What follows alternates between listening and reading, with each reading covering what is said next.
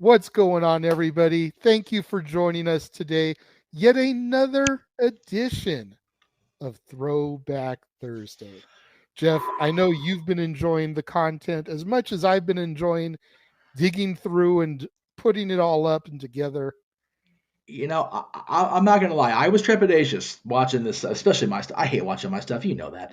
But it's been interesting to go back and watch it because, as I said, I become less of a dick as the shows go on Talk Wrestling, which is thank God I did because the first show was so bad.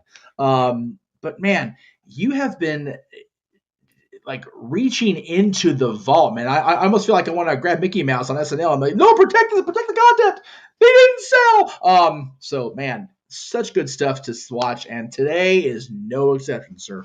Yes, thank you once again to Aaron Rift of the NoDQ YouTube channel, James Hebert of the JH95/FTW Productions, Noel Foster from the Simple Man brand, and of course, you, good sir, for the Yes, Jeff Meacham Network, for allowing me access to all the content that was previously discussed in private yes, amongst all of you guys, because there are limitations about what can and can't be posted, but yeah. Unfortunately, especially a big thank you once again to Aaron Rift for allowing me access to the no DQ stuff. That stuff has really helped make the process and the Throwback Thursdays succeed and thrive, I think. absolutely.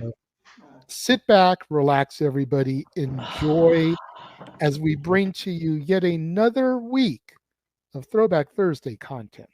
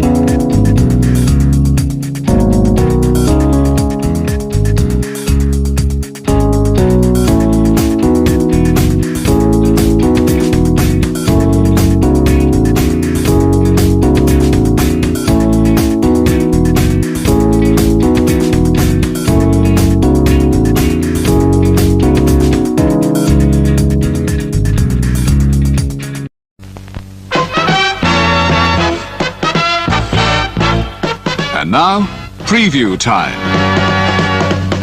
So let's take a look at what's coming your way.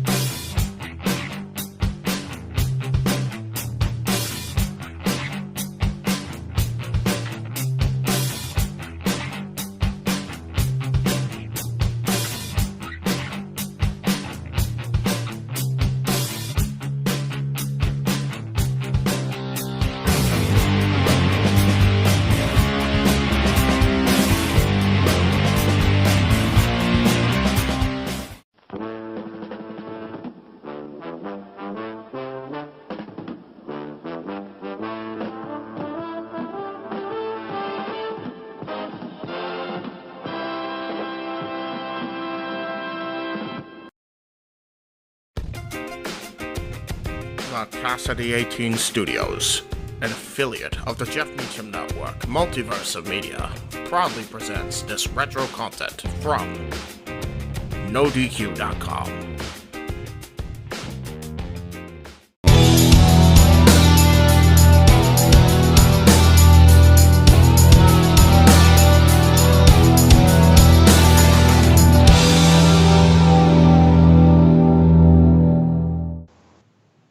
Welcome, NoDQ Galaxy, and we are back with another edition of the NoDQ Review. And I am Virtue, being joined by the A-Team of Aaron Rift, Jeff Meacham, and Greg Cherry. Aaron, what's up? Not a whole lot. Just got back from the coast, had a relatively slow news day. I'm hoping things will pick up with Money in the Bank and NXT coming up. It's been, in general, a slow news month, but we do have a few big topics to discuss on today's video, which I'm looking forward to. That we do. Jeff Meacham, I see you got is that an old school No DQ shirt you have on This there? is the original Zoogs Rift produced No DQ shirt that he gave to all of us years ago. Was it 2005, Aaron? Yeah, 2005. Yes, yeah. The original, you can notice there's not even a dot. There's not a dot with a comma. It's just No DQ com. Yeah. So I there you just go. wanted to Old say, school. I wanted to say that retro shirt is actually available on NoDQ.com/shirts. So head over there and pick up an old retro shirt if you dare. It is. We got the Pro Wrestling tees. We got this one. We've got the one in between this one and the one you guys are wearing. And, of course, we've got the current logo. Current logo on the hat. If you come here to Undecided Apparel at 19347 Soledad Canyon Road here in Canyon Country, you can get this hat made for you. You can also email them at undecidedprinting@gmail.com if you want to order it online. I like the name of that store, and we can relate that to WWE Creative Undecided. Most definitely. Now, Aaron, I have to ask you before we introduce Greg. Aaron, I got to ask you. It's a slow news month. It's literally freaking June 6th. Why is it? It's only been 6 days since the month started, dude. Just relax. Well, if we're going back a full month to like May 6th, for instance. That there you go. That's more accurate. Okay, very good. Okay, well, thank you, Jeff. You're welcome. And wearing the Wrestling Trivia Salty. Challenge shirt is the champion, Greg. What's up? That's right, the longest reigning Wrestling Trivia Challenge champion in history. I do that every week just to mess with you, Jeff. You know I do that. How long until his single reign eclipses? How long until his single reign eclipses my total reign? I think I still got a couple months. So I got to retain in the finale and then carry it on into season 5. But take a summer off and hope for the best. Yeah, that's a different show completely. That's right. Speaking of the pro wrestling t-shirts, you can go to prowrestlingtees.com/PA Sensation, and I got 4 up there if you want to get any of those. And actually, it'd be good if you want to stop because I think there's an option to pick them up in Chicago for anybody who's going to the meetup next week. Yeah. Well, since you brought up Chicago and longest reigns, is CM Punk's WWE title reign still the modern-day longest reign of any WWE title? Brock's getting close. Okay. Brock's CM Punk. close. Well, you see where I'm going with this. Yeah, absolutely. CM Punk and Colt Cabana boom win their lawsuit that was filed by Dr. Is it Aman? Amen. Chris Amon, whatever it is. Whatever so, I don't know how many days it went, a week. Guess who won? CM Punk gets another victory. What does this mean? Aaron, I want to start with you. Let me ask you this question. Sure. What do you think on Punk's upcoming fight in UFC? You don't have to do predictions. I mean, we know what happened the first time. You were there. Right. And what lies ahead? Comic books? What do you think? Well, first of all, I think that CM Punk has a decent chance of winning his fight. I think it could go either way. Mike Jackson, or Michael Jackson as I like to call him, he's pretty much the bottom of the barrel when it comes to opponents. So if Punk cannot beat this guy, then yeah, I think it's pretty much over for him. I think that this is his last shot. It's in Chicago. He's on the main card, which upset quite a few people in the MMA community.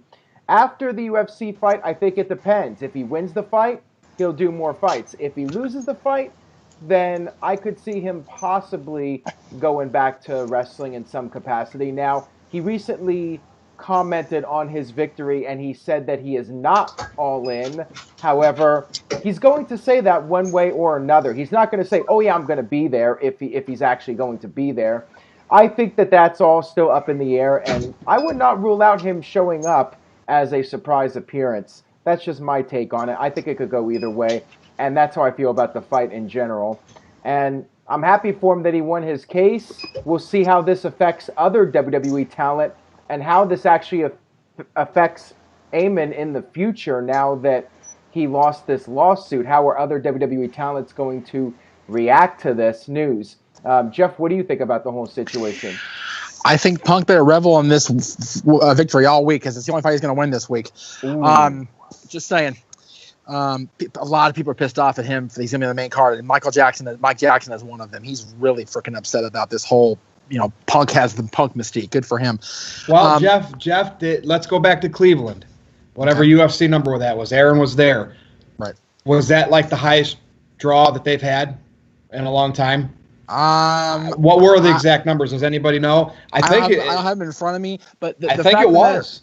The fact of the matter is there was hype around the first fight because it was CM Punk's first fight. And, oh my God, here comes another wrestler, and CM Punk, he's legitimate, legitimate superstar in the world of wrestling. Let's see what he can do. He got punked within a minute. He was done. It was over. So he has a lot to prove Saturday. He won the case, and quite frankly, he even said himself that he stayed training and stayed on the regimen during this ordeal. But you got to think it's in his head. You got to think this messed with his whole training schedule, being in court for the last how many days it was. It's going to mess with his day. So I don't think it's going to. I think it's going to be an impact on the fight. Will he win? I don't think he will. I honestly don't think he'll win this fight. And I think him saying he's not going to be all in Chicago in September is blowing smoke up everybody's butt. I think he'll be in the arena. I think he'll be there. Interesting. So you got him at 0-2 in UFC, and then that's it. Do you think he would do amateur if he goes 0-2? I think he's at the point where he's realizing that his WWE career is over, but I don't think he believes his wrestling career is over. Gotcha. Greg. Yeah, I have to agree with Jeff there. I mean, I don't see CM Punk winning this fight. The difference between his career and Brock Lesnar's career in the UFC was, Brock actually has an amateur wrestling background. I mean, he was a national champion a couple different times, and he's also got the size, so he was able to inject the power game, and that's how he was able to become UFC champion, even after he lost his first fight pretty quickly. He actually lost, I believe, faster than Punk did. I believe you're right. But, Lesnar has that training. I believe Punk has he has some form of martial arts training. I'm blanking on the kind that he has. Muay Thai sounds accurate. Yeah, Muay Thai, I believe that's it. But I don't know if it's going to be enough. I don't know anything about Mike Jackson. I'm really not a huge UFC guy. I'll watch it if it's on, but it's not something I'm super passionate about and I follow on a consistent basis, so I can't give analysis on that. All I'm saying is, if Punk wants to keep his career in MMA in general going, he has to win this fight. Otherwise, it's pretty much wrestling or bust for Punk. Yeah. Whether it's with WWE, with New Japan, with Impact, Ring of Honor, wherever that case may be, that's what I think. Right, and before you give your thoughts, I just wanted to add that I do think Punk winning this trial will help him psychologically a little bit, and I do think that is a factor. I think his mental state is going to play a role in this fight, and now that he's won, I think that will put him in a better place because now this is all behind him and he can really focus on the fight. I think it would have been worse for him if the verdict was not in his favor. So I do think that will help him a little bit, and I do feel like a psychological aspect to it does play a role in the outcome of the fight. But we'll see. I think it could go either way. So, Virtue, your thoughts on it? I'm going to go out on a limb, and I don't know much about UFC. I don't know anything about Mike Jackson. I know CM Punk lost in about 2 minutes and 20 seconds against Mickey Gall, was it? Yeah.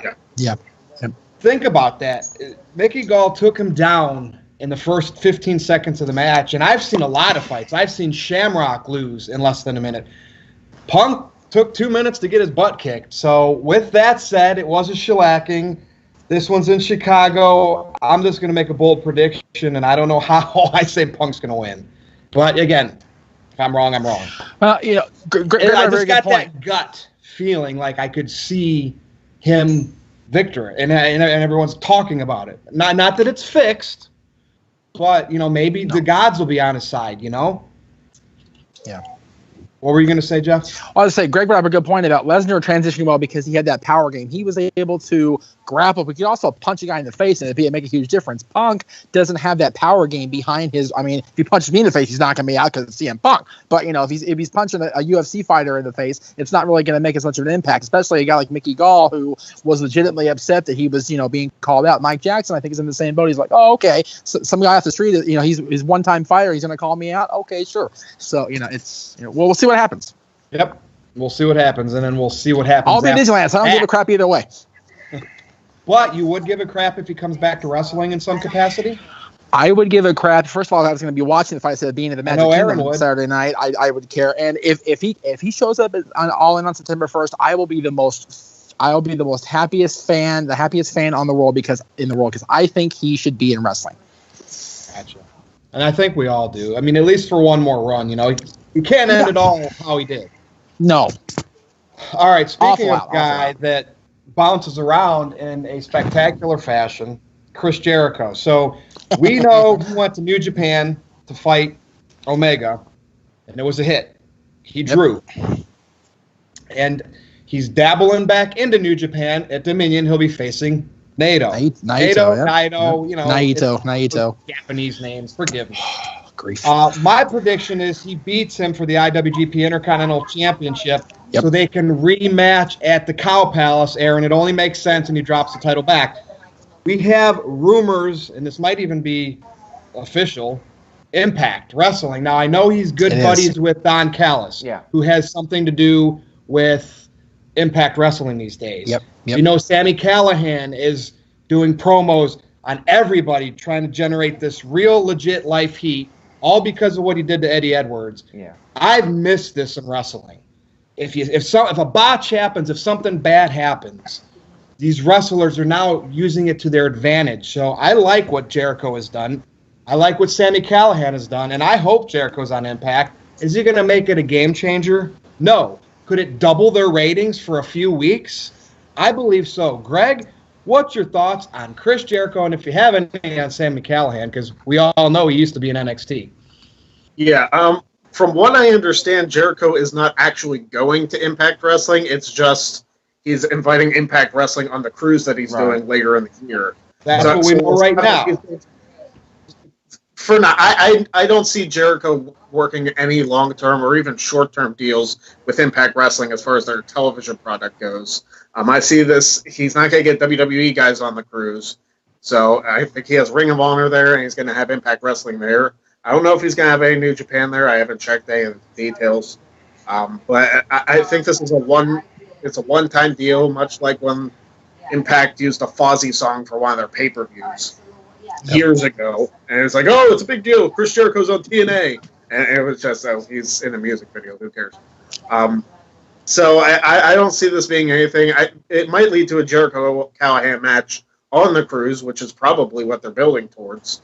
And Sami Callihan, I saw the bat spot with Eddie Edwards. It's like I don't care how much you hold up or whatever. You don't aim like a weapon shot at a guy's face. Like you just don't do that unless the weapon is protected or something, because he can do serious damage. I mean, he did do serious damage. So I don't know, Jeff. Go ahead. Well then, not a fan of what Callahan did to Eddie Edwards. I know it got tremendous buzz, tremendous heat, and it got that wonderful Cornette heat that everybody loves to talk about, Jim Cornette heat. But Corny was legitimately pissed off this time. He was legitimately and rightfully pissed off this time at what Sami Callihan did. Whether he meant to injure Eddie that much or not, like Greg said, the fact about you swing a bat at the guy's face, it's going to freaking hurt him. It's just the way it's going to be. You can only pull that punch so much when you're swinging a ball back. Well, gentlemen, it did ricochet off that chair. I just think that whole spot was shoddy. You know what I mean? These guys come up with stuff in the back. They could have said, let's do it this way instead. But it's already happened, and the heat is there. That's the thing. Both guys playing this spot out. You're swinging the chair and the baseball bat at each other. That's dumb. It's completely, utterly dumb to even think about doing something like that. Very idiotic on both their parts. The fact is, Callahan took the heat because he's the one that swung the bat. As simple as that. him being on the Jericho cruise is good for Jericho's business because Callahan has that buzz right now. And if they're building toward Jericho versus Callahan, I think that'd be a tremendous match. Both these guys are really good. I mean, Jericho is Jericho. Jericho's one of the best of all time. Callahan's good enough in the ring where he can have a match with Jericho and they can really carry each other very well. Impact being on the cruise, I think, is not as big a deal as everybody's making it out to be. Yes, there's going to be Impact Wrestling matches on a WWE Legends cruise, a WWE Legends sponsored cruise, but you know what? Chris Jericho is his own man. He's been his own man for a couple of years now. He's done the matches in New Japan with Omega. He's going to wrestle Naito this Saturday for the Intercontinental title. He'll probably win, like you said. He'll probably defend at the Cow Palace in a rematch, which will make Aaron happy. Good to see Chris Jericho live in the Cow Palace. God, that's freaking awesome. God bless you, Aaron. And I think Impact being there is like, okay, cool. We got some Ring of Honor stuff. We got some New Japan probably. We got some Impact stuff and Ring of Honor. And that's cool. We're going to see a good mix of different talents without just, okay, here's WWE Hall of Famers and Legends. What do you got for me besides that? There's a good mix of everybody else. I think it's cool. Aaron, want to add anything to that? Good points, Jeff. Well, I just wanted to say that I really don't think anybody is going to book a cruise now that Impact Wrestling is added to the lineup. I find it hard to believe that one person on this planet will say, oh, wow, Impact Wrestling is going to be on the Jericho cruise. I'm going to go to the Jericho cruise now. Maybe Andre, maybe your buddy Andre Virtue. And now Andre is going to hate me even more now because what's Impact drawing these days? 350,000? If that. Well, there's few people out of that 350,000 maybe. I think this benefits Impact way more than it benefits Jericho. No question about that. Right. Now, the other question is, if Jericho does, in fact, end up working with Impact Wrestling beyond this cruise and actually makes an appearance on the show, will that even make a difference? And I did a poll on NoDQ.com. I asked people, would they give Impact another shot if Jericho works for the company? And right now, it's slightly yes for the answer, but it's very close. It's almost 50-50 with the reaction. So I'm not sure it's really going to realistically make a big difference. Like Jeff said, or maybe it was Greg, one of you said it, that maybe for a few weeks there'll be a bump in the ratings, but I don't know if it's going to make any real difference long term. Jeff? We actually talked about this last night on NoDQ Live when you were doing your show here, and you were talking about it, and I was chatting away being an idiot. But yeah, you did mention I was not drunk on the show. Jesus, I was completely sober, just being an idiot. I swear to God, I was.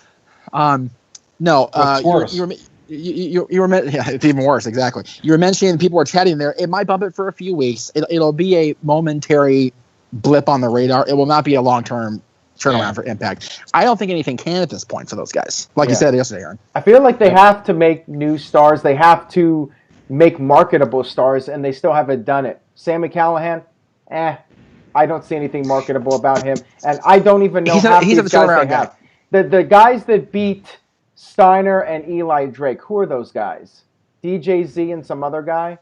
Who's the other guy? I don't remember. Virtue?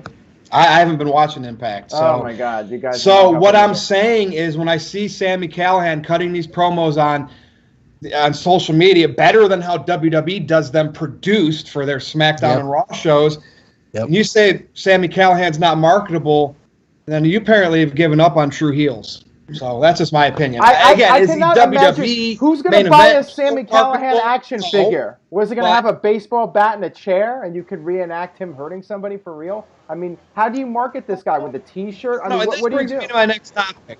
This brings me to my next topic. Wrestling fans, because some people actually like today's product, and this era versus past eras, they accept it. I think it's because too many fans, smart fans, hardcore fans, they're overtaking social media. And I guess what I'm trying to say here is WWE still is trying to cater to kids and women like they always have. But Aaron, I'll start with you. Sure. What happened to the fan base today in wrestling? Why does it feel like a lot of them hate on creative? But there's been a few people on Twitter that have come at me saying, why is everything so negative on No DQ? You're so negative. I love everything about this era because it's about wrestling matches.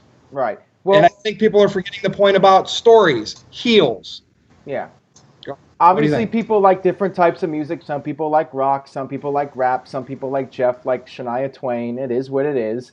Now, the other thing is that I feel like there are fans out there that are maybe new to WWE. They are watching and they're casual viewers and they don't really have anything to really compare current WWE to. You, Virtue, me, Jeff, Greg, most of the people watching this, we've been watching for many years and we've seen just about everything there is to see in wrestling. We've seen every type of storyline, every type of character. So when we watch Raw and SmackDown, we're comparing it to everything we've seen before, and that's a lot of content. So yeah, it's definitely going to cause us to look at it a different way than people that are maybe new to WWE or maybe just watch it casually and don't really have much to compare it with. So I think that that's the main reason. And of course, there are those fans out there that are obsessed to the point where they will watch no matter what. They will support WWE no matter what. They're blind to anything bad or negative about the product. I mean, you get this with any television show, any band. You know, you have these fans that they will support it no matter what. And even if other people think it's terrible, they will still support it. They will still defend it till the very end. There are those people out there, but, you know, we're all fans, but some of us, we feel like it's not as good as it used to be, and we're just looking at it realistically to how it was before and how it is now. And the creativity right now, in my opinion, just isn't there. So, Greg, what do you think about all this? Well, first of all, I feel bad. I feel like Jeff's getting buried on the show. That's Okay. another story. I really pissed Aaron off yesterday with my drunk text, and I wasn't drinking. I really pissed him off yesterday. It's so I'm payback sorry, now, Aaron. bitch. Jeff, there's It's totally nothing payback. wrong It's with okay. Shania Twain. She's hot. And it's not just Shania, it's country music in general. Aaron just picks Shania Twain because he happens to listen to my songs on my phone whenever I'm away from my phone. He's got my Back to you, Greg. Anyway, you know what's funny? I was actually thinking, before you sent us this topic, I was actually thinking about this the other day. It's like, you know, I wonder if, like, the kids these days view wrestling like we did 20, 25 years ago. Yes. And like, and our parents and whoever, the older people watching, were just like, oh, wrestling's better when it was, you know, Bruno Sammartino in that era. And granted, we grew up in the early 90s New Generation era, too. So it's like, Right. and we remember how great the New Generation era was looking back at it now, right? Oh, yeah. Oh, it's fantastic. With all the great gimmicks there, like Bastion Booger and T.L. Hopper and all those. Mantar. Mantar, I mean, the legendary. Joe Floyd, peeps. Oh my goodness. And it's funny because we still bought into those characters. We still enjoyed the product. Granted, it wasn't for them specifically, but it was for, you know, the action that was going on. We got favorites like Bret Hart and Shawn Michaels, and, you know, The Undertaker was really getting hot at the time. And Razor and Kevin Nash, you know, yeah. So Yeah, exactly. So maybe the kids these days are like looking at this product like we looked at the New Generation. It's still entertaining. We're finding our favorites. And then maybe in a couple years when they get older in the teenage years, they'll like, oh, yeah, we're really into this. Like, maybe there's another Attitude Era coming. Just kidding. We know they're probably past that. It's never coming back. As far as like a big wrestling boom, not necessarily like the TV 14 rating or whatever, but I'm still waiting for the next like big wrestling boom. I think the last one we had, theoretically, was when CM Punk cut the pipe bomb promo. Yeah, because it got really hot again for a while. But I don't know. What do you think, Jeff? Jeff, I want to ask you this: am I wrong in thinking that a lot of fans just want wrestling matches with spots? That's the feeling I have. I think that the current wrestling fan that, you know, is pretty much discovering the business now is far less jaded than we are about the business. And what I mean by that is, you know, us old fogies, if you will, that are in our 30s into, you know, our early 40s, some of us have been watching since the Hogan era, and when Hogan was starting to transition to Hollywood and, you know, doing those things. I think that wrestling was so good and there was so much creativity being thrown around amongst the whole big group of people, not just one or two guys like we're seeing now. It feels like that, you know, it's like, oh wow, this is really, you know, you're able to tune in every week, every Monday, and then every Thursday on SmackDown and see the guys that you like, you invested in, get the push. You know, we had Austin, we had Rock, we had Hunter, we had Undertaker, we had Mick Foley, and there was a whole undercard there, and the tag team division was good, and the women's division was getting better. It's not as good as it is now, but it was getting better back then.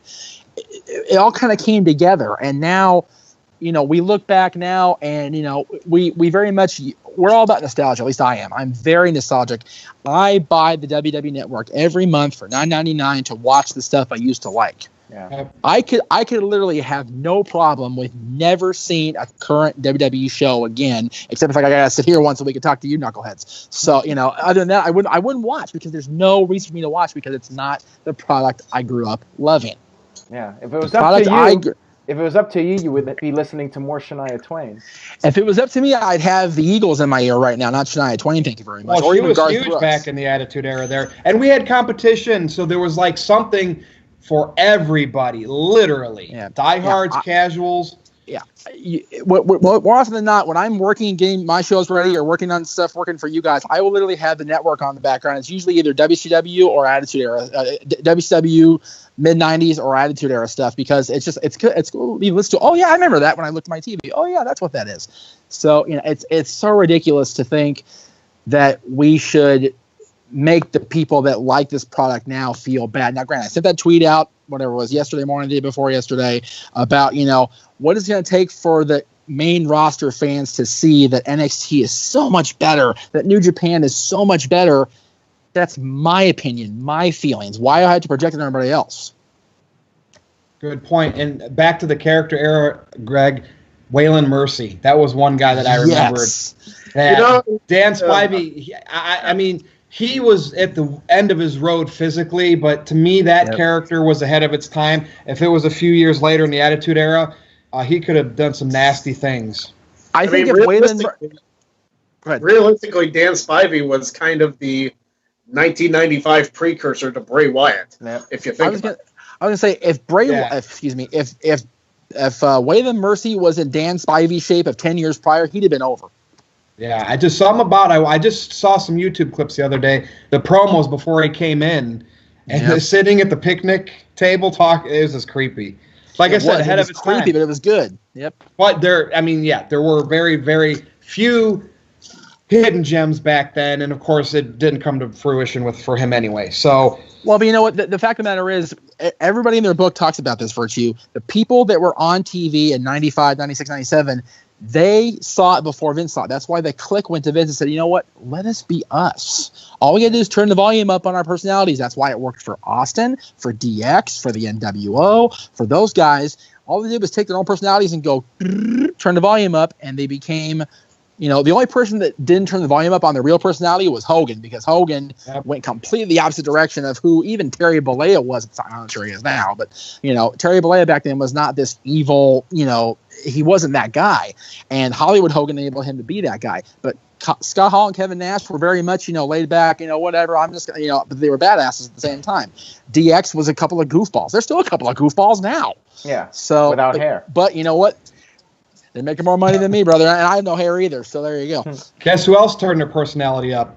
CM Punk. So exactly, they don't allow that today. At least WWE doesn't, and that to me is the problem. So no, I think the pipe bomb was a turning point if it had been allowed to be a turning point. Good point. So we've had the superstar shakeup now for a little bit. You know, we have Raw, SmackDown Live. I'm going to ask each one of you this. Go around the horn. And it's probably fairly one-sided, but I want to hear reasons why. What show's been the better show? SmackDown. Easy. Okay, start it off then, Aaron. So give us the exact reasons why. Is it because Raw's too long? Yes. Because Raw has Roman and Jinder? Yes. Like, give us something, and I hope everybody has something different, because I knew this was going to be an obvious answer. Go ahead. Yeah, SmackDown is 2 hours. Raw has Roman Reigns and Jinder Mahal. And really, I feel like the 2 hours is the biggest factor. I feel if SmackDown was 3 hours, it might be as bad as Raw. But even on SmackDown, it seems like we get something different every now and then. Like this week, I mentioned this on NoDQ Live. They actually did that contract signing segment in the backstage area, which I did like because it was something different. It's the first time I can remember in a long time where they actually did a contract signing backstage instead of in the ring. I thought that was cool. And I liked the way that Big Cass's promo was shot with them on the stage and with the crowd behind Big Cass. That was a nice change of pace. So even if it's just little cosmetic differences, SmackDown seems to be the better show in the sense of doing things different and changing things up a little bit. So maybe there is a little bit of a difference when it comes to the creative team. I really don't think so. I think pretty much they have the same creative teams with maybe a few exceptions. Who knows? People blame Road Dogg, but there's a lot of cooks in the kitchen. Let's just put it that way. So I don't think it's fair to really criticize Road Dogg for SmackDown's problems. And you know, SmackDown's been better than Raw. So if Road Dogg's involved in SmackDown more than Raw, then Road Dogg's doing something right then. So I don't know what else to say about it. Jeff, what do you think? Anything else you would like to add?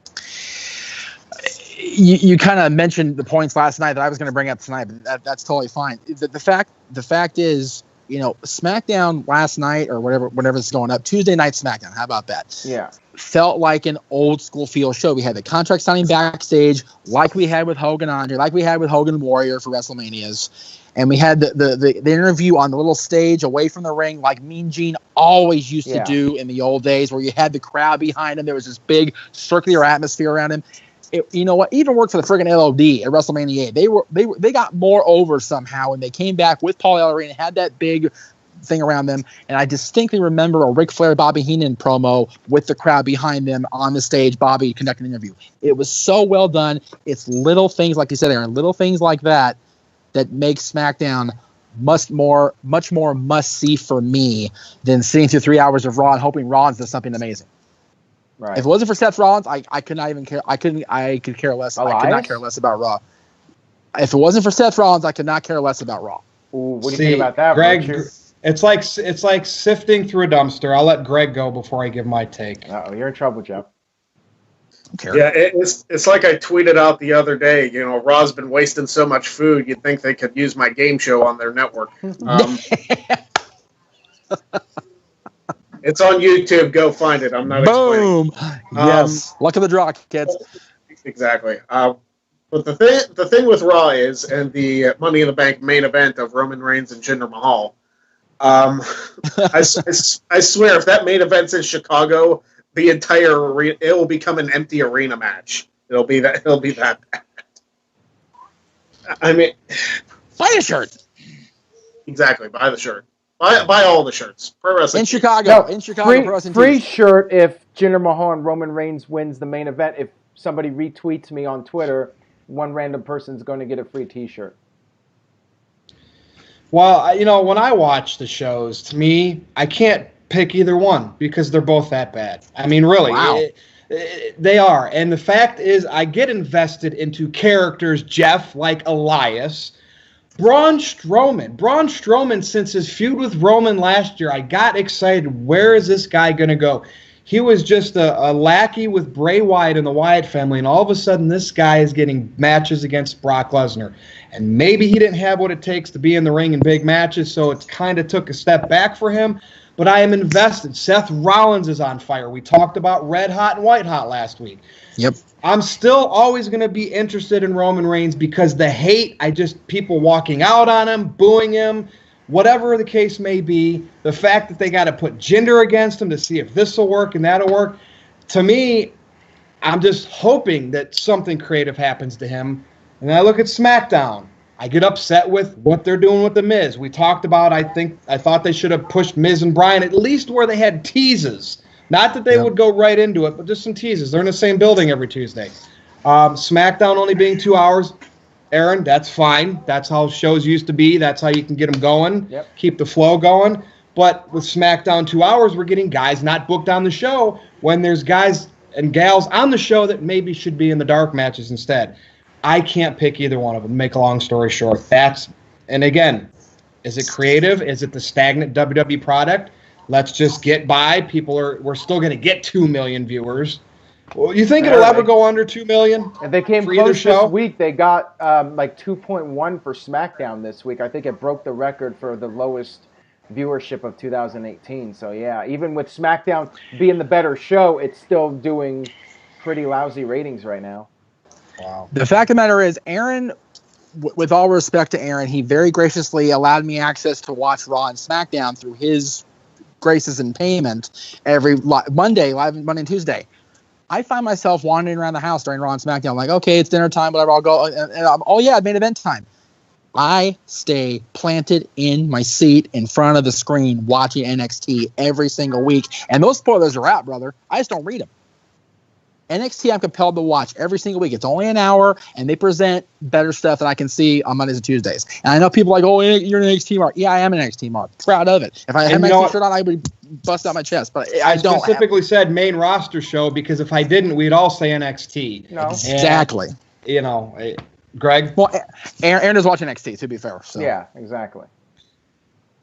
Now, to quote Jeff Meacham, here's the thing. Raw is the way it is because of one reason. And the reason why you have all these crappy storylines that you're filling time with this god-awful Sami Zayn, Bobby Lashley storyline is because you don't have a heavyweight champion on the show. Yep. The sooner they get the title off of Brock Lesnar and have a full-time champion, I think Raw can come back up and retake over SmackDown because you'll have a main event that you care about.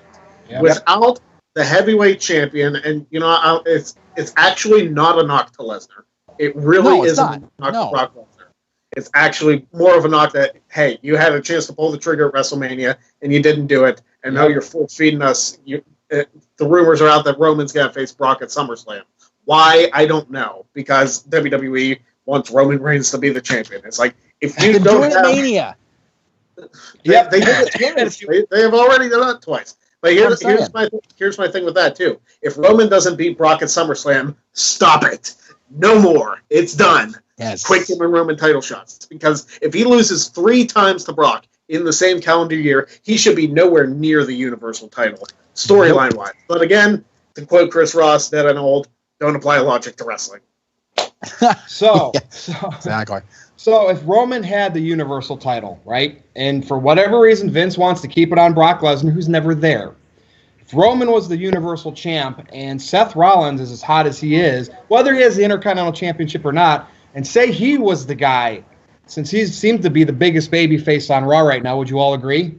Yeah. Chasing Roman. I don't know how. It could be baby and baby because they're never going to turn Roman heel. Would that not be a little bit interesting right now? Almost like a Daniel Bryan effect. Seth Rollins chasing Roman.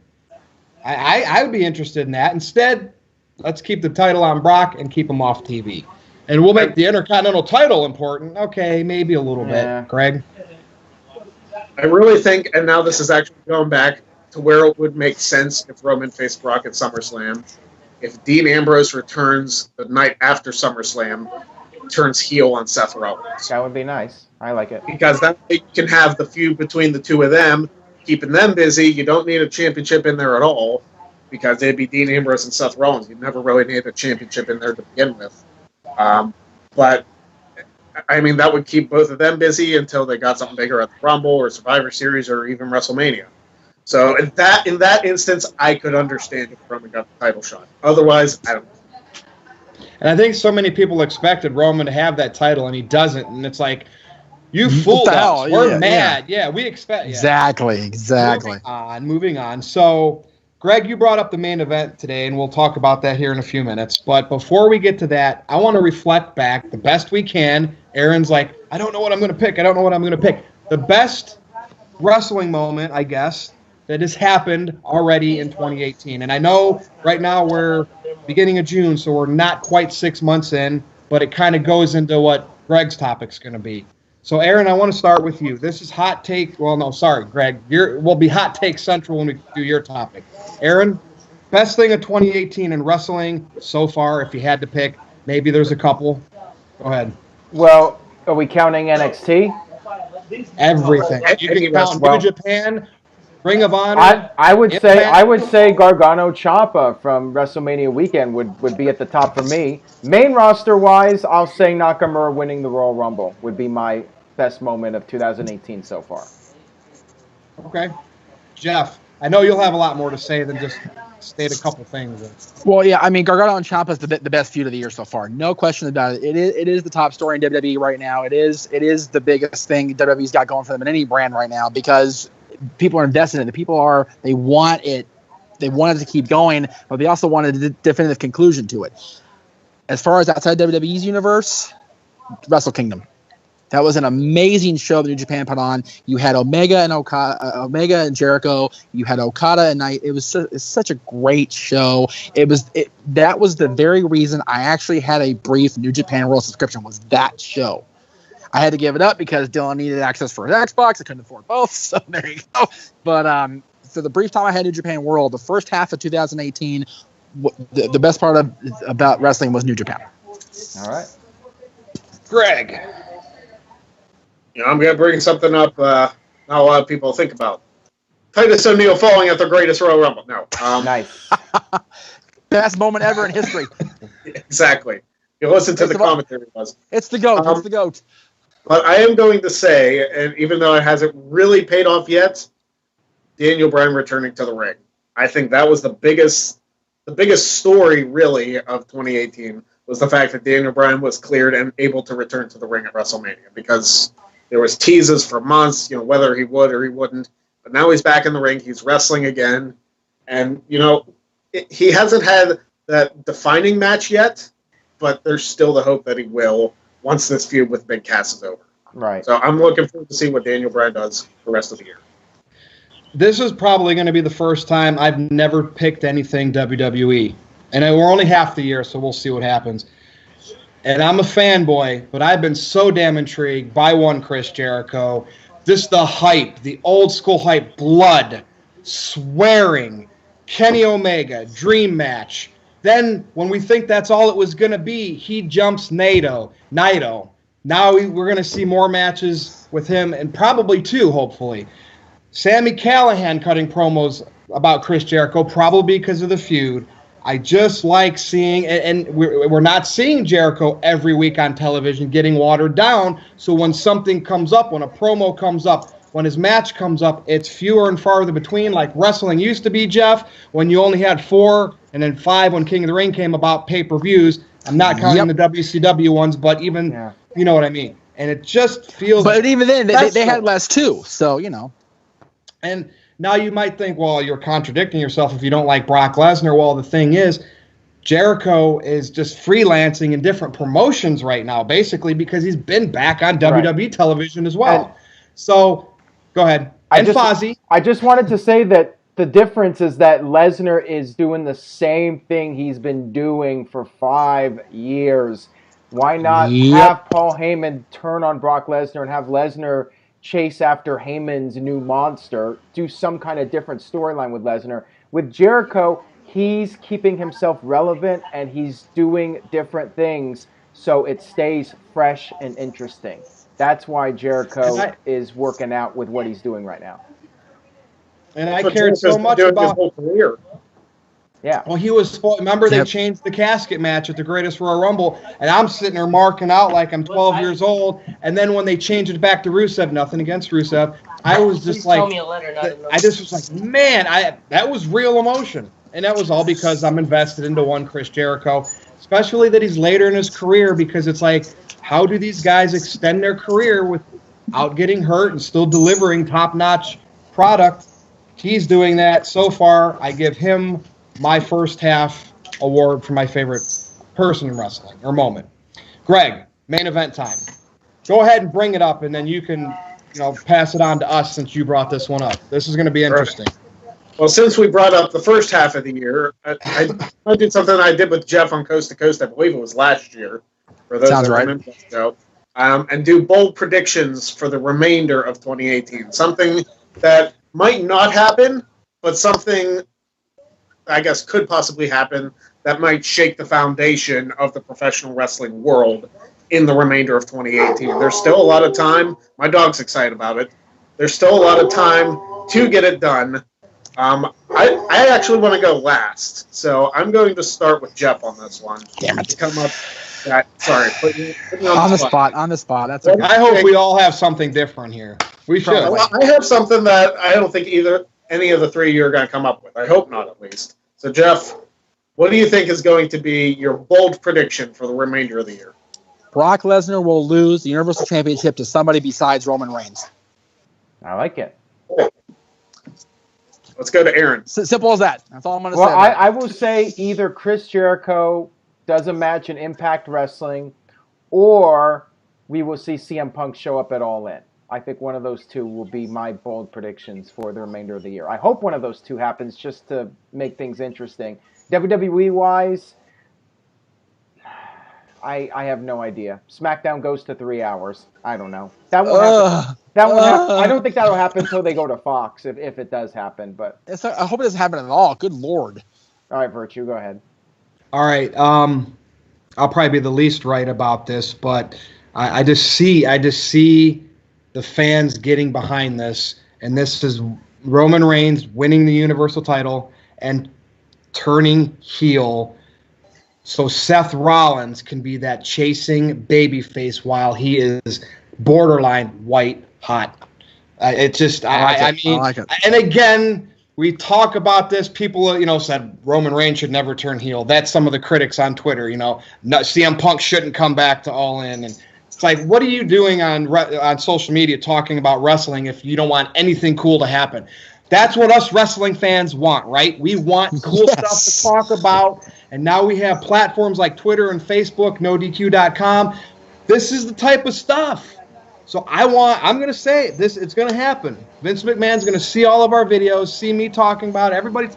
Roman's turning heel, not just to turn him heel, to get Rollins up there at Daniel Bryan WrestleMania 30 level. Beautiful. I love it. I don't know what else to say. All right, so last year my prediction was based off of Baron Corbin winning Money in the Bank and becoming WWE Champion. I was half right. I made that prediction in January. Oh, it was so sad. So sad. And I believe this prediction will be Money in the Bank centric as well. And this is a really bold prediction, so bear with me here. Whichever member of the New Day enters the Money in the Bank, wins it, and becomes the first African-American WWE champion. That's my prediction. Nice. That is my prediction. And then it's going to be watered down with all three of them being the champion, doing the free role of the WWE. You know what? I actually fantasy booked this storyline. So let's say Big E enters the Money in the Bank match and wins, okay? Somehow or another, Kofi Kingston gets a shot at the title at Survivor Series. He wins. The New Day celebrates. Big E turns on them and cashes in Money in the Bank on Kofi. Yes. That is brilliant. It's intriguing. I mean, it's better than Bobby Lashley. I'd mark out for it. I would. Here's the problem with Bobby Lashley. It's the way he's booked. Well, Yeah. I actually enjoy Lashley, but the storyline that he has been given, like he has to turn chicken shit into chicken salad, essentially. Yes, good grief. Charlie Brown. It's one of those things where it's like you got to deal with the cards you're dealt. Yeah, we all play poker at some point. You got to. That's a horrible hand, man. You got to know when to hold them when to fold them. Great grief. That's a grief again. New shirt for Jeff Meacham. Good grief. Jeff is the kind of guy that would fold pocket aces in a poker game. Just saying. It's because I get scared. I do. It's a true story. Pre-flop. I worry. I worry. Yeah. But New Day member winning the WWE Championship. That's my bold prediction for the rest of the year. Fantastic. Beautiful. Well, there you have it, everybody. I mean, and again, that's my favorite. We're going to see people's ideas in the comments, too. So if I see some really cool ones that are different than ours, I'll end up commenting back or going on Twitter. Because that's what it's about, right? What's that? Get a topic next week. What are your guys' bold predictions for the rest of 2018? Because next week will still be before Money in the Bank, so we'll see what they come up with. There you go. But, it's like anybody watching a TV show. All the Walking Dead fans before it got bad, Aaron. Yeah. Or what's your other what's that other show that you liked? Breaking Bad. Yes. Breaking Bad never got bad. But you're always wanting to watch the next show, and in your mind, you're trying to predict what's going to happen. I know when the Dallas show got rebooted, people were talking about that on Twitter and saying, what's going to happen next? And wrestling, that's what fans want. We want to talk about what could happen next. And when you see it, when you see something you've talked about, it's sometimes when you see something you haven't talked about, as long as it's not Jinder Mahal winning the WWE title, it can be very interesting. And with the platforms we have today to discuss wrestling as fans with websites like NoDQ. Right. And you know what the problem is when I think about it? I think the problem is that a lot of times we come up with better ideas than what they actually do. It's not a situation where we watch it and we're like, holy crap, how come we didn't come up with that? It's like, really? That's the best you guys can come up with? I think if WWE came up with stuff and we watched and we're like, why didn't I think of that? That is unbelievable. But that almost never happens. It rarely does. The Attitude Era was when I would watch it and I would be blown away by it. I'm like, wow, this is really creative stuff. They're really coming up with some intriguing storylines here and some interesting television shows. And there's no way I could be this creative. But when I watch Raw, I'm like, this is garbage. Jeff? No DQ has not crashed since I was in Vegas listening to CM Punk cut that promo. Yeah. I know what happened that night because Aaron called me going, what the hell's going on up there? Yeah. And, you know, it would be nice to have something close to nothing like that. I mean, we had Brian win the championship. That was an amazing moment, but it flowed naturally. Punk sitting in that Indian style and cutting that promo was like, holy, what just happened? Breaking the fourth wall, but then you have people in the business that still, you know, and you can't say trying to keep kayfabe anymore because they show so much stuff on the WWE Network, the Table for Three, the Ride Along, and all of that stuff. Pritchard show, yeah, exactly. Yeah, so you know, Greg, did you have something else?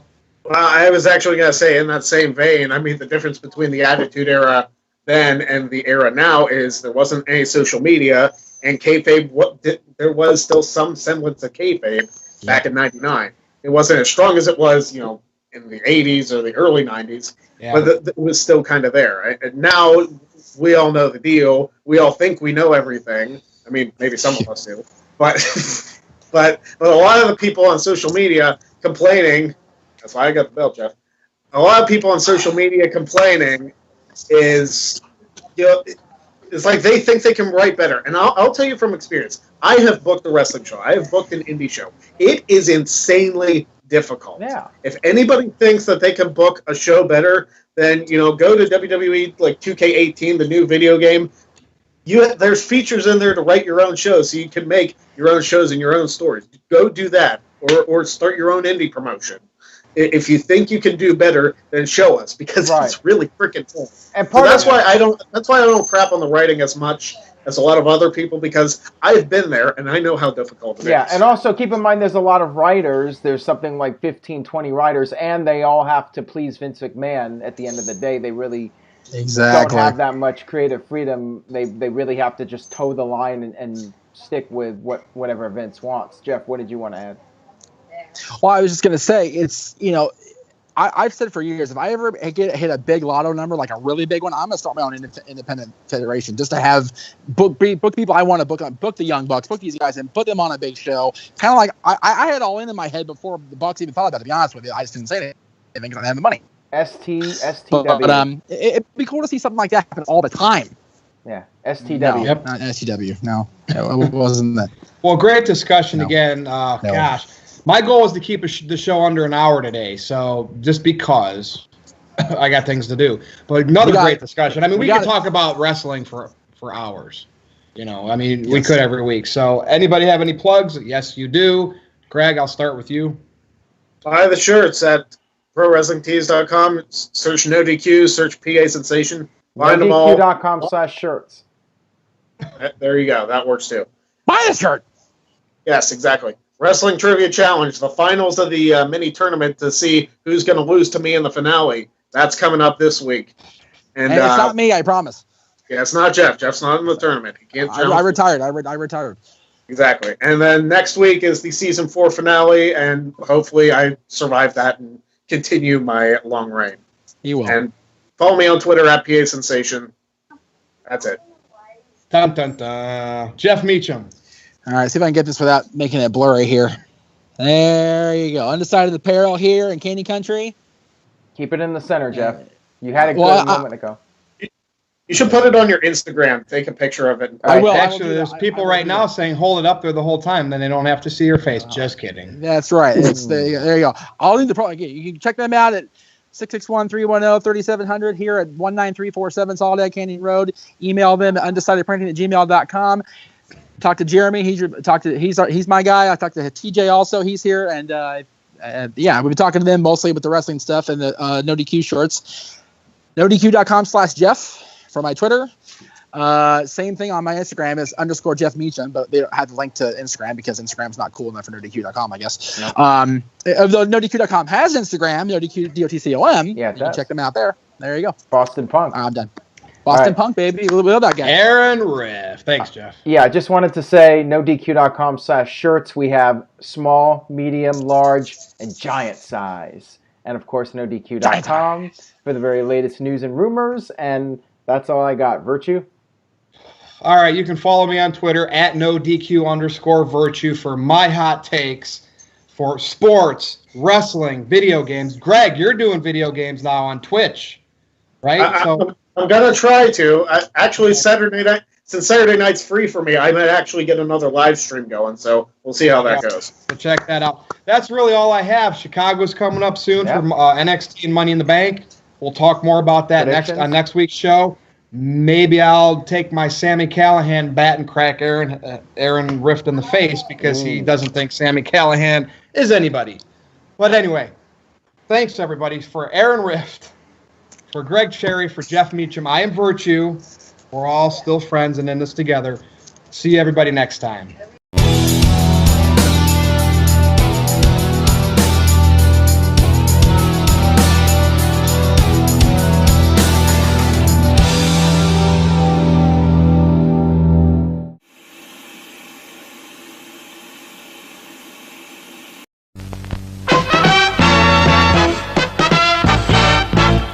And now, preview time. So let's take a look at what's coming your way.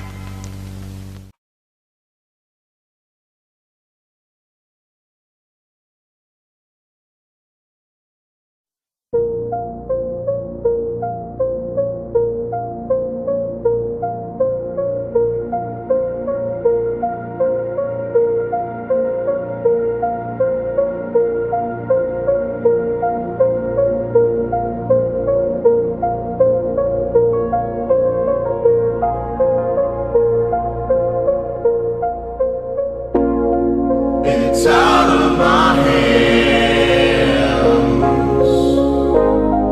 but I'm still in control. It's out of my hands. You can never take away the power of my soul.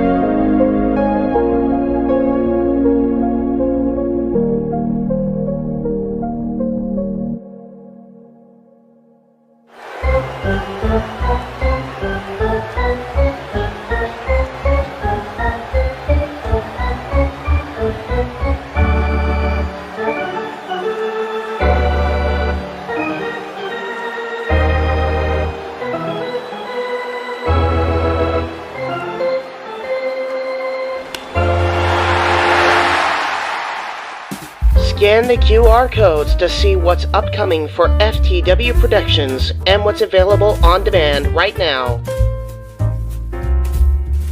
Owen the Talkinator Studios series premiere of Owen and AJ Talks. Welcome to the FTW family, Zero Miller. Shared experiences re-airing on the new FTW main hub. All Retro Wrestling Review Series videos on demand and upcoming. The Wrestling Rundown makes its return, available now on demand. Fantasy Booking Series video, If Goldberg Stayed in WWE in 2004. Pride CAW Supercard by Zero Entertainment. All of A Simple Man's Brand Simply Predicting panels. Simple Bracketology season premiere covering the G1 Climax 33. AEW Spark, WWE Aftershock, every show week by week. Indy Force episode 26, available now on demand. Jeff Meacham Network, all watch-along events. AEW Double or Nothing Dynamite Go Home Show Watch Party, available now on demand.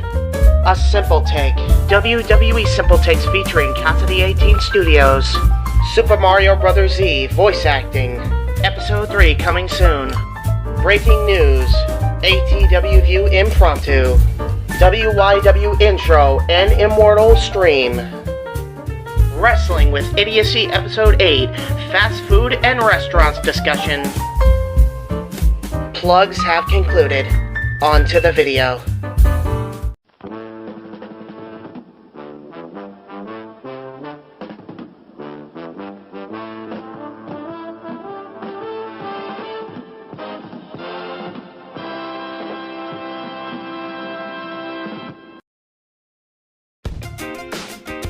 Casa D18 Studios, an affiliate of the Jeff Meacham Network Multiverse of Media, proudly presents this retro content from A Simple Man's Brand.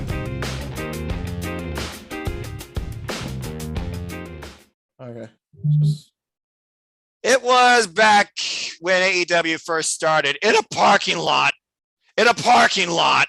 Where we began with a movement where voices were heard but didn't have the platform. And one man came forward with a billionaire-size wallet and came forth a company called All Elite Wrestling. And now we come together here on March 4th for AEW Revolution. And who knows what risks will be taken, the amount of blood to be spilled, as we focus once again in the beauty of all things wrestling. 1 year later on the ATW View. Hello, everybody who has watched this at some point or has watched this for the first time ever. You know what this is. If you haven't, allow me to introduce you. We are ATW, a simple, wholesome, open-minded family international of wrestling friends and fans in all things wrestling, heavily founded though on AEW. With that being said, I gotta go check something real quick, so I'm gonna let James hold the forum down here for a little bit. I'll be back in about 5-10 minutes. Everybody be sure to introduce yourself, get your initial flash news out. I will be back shortly. Thank you very much, folks. Enjoy the conversation. Well, what do we want to talk about? I guess we'll start it off with Ring of Honor then before we actually start breaking down this fucking card. Yeah, you want to talk about a serious momentum shift in wrestling. I think we're about to see it, and it's not even done yet. This is just step one of a, I think, 3-step process here. I'll kind of give my thoughts on this because there's also rumors that have come out since this. So I'll try to keep it brief, but basically 2 things. One, there is rumors that Impact is next in a year's time because I believe that's when their deal is up with Anthem. So that's number 1. Keep an eye out on that.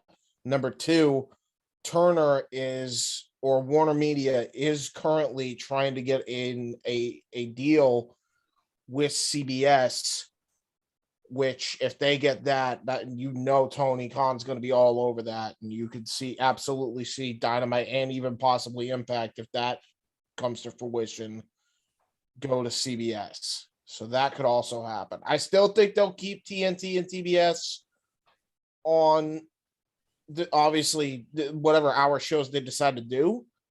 So they'll still have the presence there, obviously, because that's where they fucking started. But that's a huge thing there. And then number 3, I didn't even think about this, HBO Max deal rumored. as well. Yeah. Speaking of the CBS thing, there is a thing they could do. They could do what WWE does with A&E. That is true, yeah. They have the library now since they got Ring of Honor. That is true. That is true. Very, very true indeed. But the thing about it is, I feel like that's more of like I feel like an HBO type thing, because like HBO are more for those documentary type videos. You know what I mean? Yeah, though at the same time, money talks with content. Yeah, that's true. Because if that wasn't the case, Vince would have been bankrupt by now. Yeah, pretty much. So yeah, Ring of Honor got bought by Tony Khan. Fucking wild. That's wild to even say in this current landscape of professional wrestling right now. Like, how many tag teams did they just add to their fucking roster? Jesus well, they Christ. added no one because remember Ring of Honor released everybody. Yeah, they released everybody on they didn't release everyone. They had the Briscoe still. Okay, maybe I don't really know the contract. Because Impact is doing WrestleCon on April 1st, and they had the match graphic for the Good Brothers and the Briscoes, and it said ROH. So they're still somewhat contracted to ROH, but not like fully. Yeah, I think all it was they were waiting. They sent everybody over to other companies until the deal was finalized with Tony. And now that it is, I think people are going to be under contract again to some degree with Ring of Honor. So people were surprised and shocked, and oh dear, the Noah man is mad. What? Should we panic? He's mad about something. Hello? Oh, what? You good? No, I'm not good. I read a bunch of bullshit. I'm sure Eric's going to share some of that too. That being said, I hope y'all didn't do anything to fuck this thing up. No. I was concerned. I was like, man, oh god, what happened with Noah? I don't even know what happened. Don't worry about it. That'll be a story for another day. Maybe a restricted edition. Anyway, Eric, you got the friggin' belt. I love it. How are you, sir? And what's been going on lately in the wrestling world and all things wrestling? Well, we were talking about it. Ring of Honor got bought by AEW, and WWE was surprisingly shocked by it. Surprisingly, they shouldn't be. Yeah, well, they were wonder shocked. why. NXT doesn't ring any bells. I don't think they wanted to be NXT. Well, RIP by NXT, but I digress. BodySlam.net did come out after the report, after Tony Khan's big announcement, that, yep, the plan is seemingly going to be Ring of Honor is going to be AEW's NXT. Yeah. But probably without the less bastardization when the call-up happens. Yeah. It'll still have its own identity. It's almost like that AEW does this thing where it's like, oh, I don't know, better for the future of the industry. So when you actually build up a fucking marquee talent or even a new guy and build him up from scratch and actually get him polished, that, oh, wait a minute, they'll actually have a fucking future and their gimmick won't be fucked with.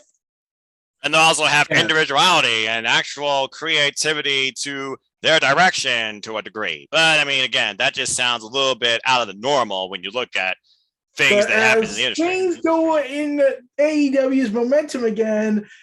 And now you could say, okay, WWE, you can have Cody. I'm getting out of focus. I don't know what's going on with the camera, but they basically said, okay, WWE, you can have Cody. We'll take Ring of Honor. Hey, you know what though? What if both happens? Well, here's there's an update on Cody. Okay. The talks have fizzled out. Yeah, so there's a possibility that Cody could be running Ring of Honor here. Still believe it's not a work anymore? Huh? All I know is in wrestling, what is a shoot versus a work? What has kayfabe? What is reality? What is real? What is fake? Your guess is as good as mine. As the Ring of Honor was being bought out, it's reportedly said to be $40 million. So more than WCW ever got.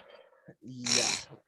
Wow. And once again, because the internet hates joy, the tribalist of WWE was like, Tony Khan's proving he's just like Vince. He bought out the enemy. He's killed the independents. And I was like, okay, did Vince go on TV and say he was going to... They're going to run on their own. You stupid fucking goddamn... And yet you have NWA, Mission Pro, Capital Championship Wrestling, the GCW, Impact Wrestling, and NJPW involved and showcased at times on your internationally world-renowned platform that has grown over the last 3 years, and all those other platforms are still going and now sharing and exchanging talent on their platforms and other independent platforms too, including but not limited to Terminus. But yeah, they're destroying the business, right?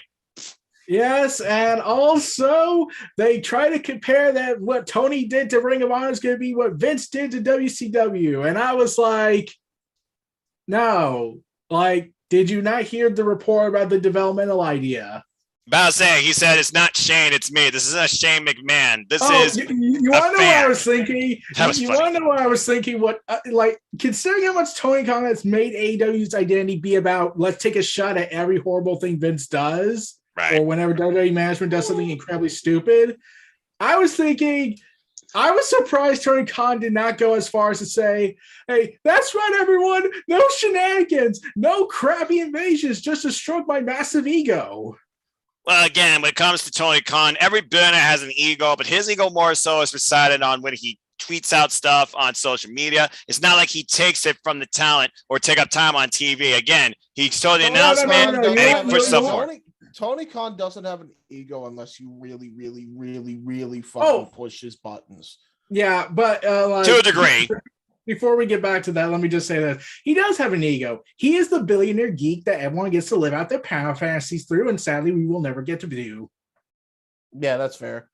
And that's Eric for you, bringing it down, but also keeping it real. He only has a true ego, like when he actually, like for real, like he'll only have a true ego when he's pushed so much, when he doesn't get enough credit, and he doesn't, by the way. Hi, Big Swole, how you doing, you fucking bitch? Sorry, I don't give a damn. I even fucking you want to talk about craziness today. I actually went after her again. Yeah, we saw. So you guys can go on my Twitter at jhebertsad95. You want to know what I said? I'm pretty sure I'm blocked by her, by the way. I'm not surprised. Oh boy. I was a little surprised by that. I was like, so where's the tweet he's gonna make where he posts that picture where Jay was almost screwed over big time? I sent her the video. I was way ahead of you on that one. No, not that. You post a picture of the quote saying how the report almost said that what Big Swole did almost changed Jay Cargill's career like in a downward spiral, and the other one is the tweet. Yeah, because it almost exposed the TBS tournament. I did that. I linked the video. Yeah, I know that part. Also, did anyone hear what apparently Keith Lee said? Because, the guy has attitude issues. Oh, yeah, attitude issues, sure. Yeah, okay, James, do you remember the whole rant you did when I mentioned that Vince told Mustafa Ali, you're just too nice, kid. You're just too nice. Oh, yeah. Okay, prepare to go into another rant. Oh, boy. Okay, I'm Keith ready. Lee, you're coming off as you're too smart for your own good. Right, because exposing intelligence is a dangerous thing. And it won't help you go over or move forward. Right. Yo, I'm gonna be honest with you, Chief. People say that Tony Khan's racist. What the fuck do you call that? That is low-key racist if I've ever heard it. You're too intelligent for your own good. That's borderline racism and stereotypical for real judgment, to say the least. Again, the world we live in and the way people think. Yeah, when I heard that Keith Lee said that, I was like, oh, like, what do you want with people, Vince? Do you want everyone to be big Neanderthal morons who don't know what's going on in their lives? I'm like, you want them to be machines. We get that, but I'm talking about in terms of people. Again, it's like, does he want people to actually have his brain? I don't know if Vince can handle that himself.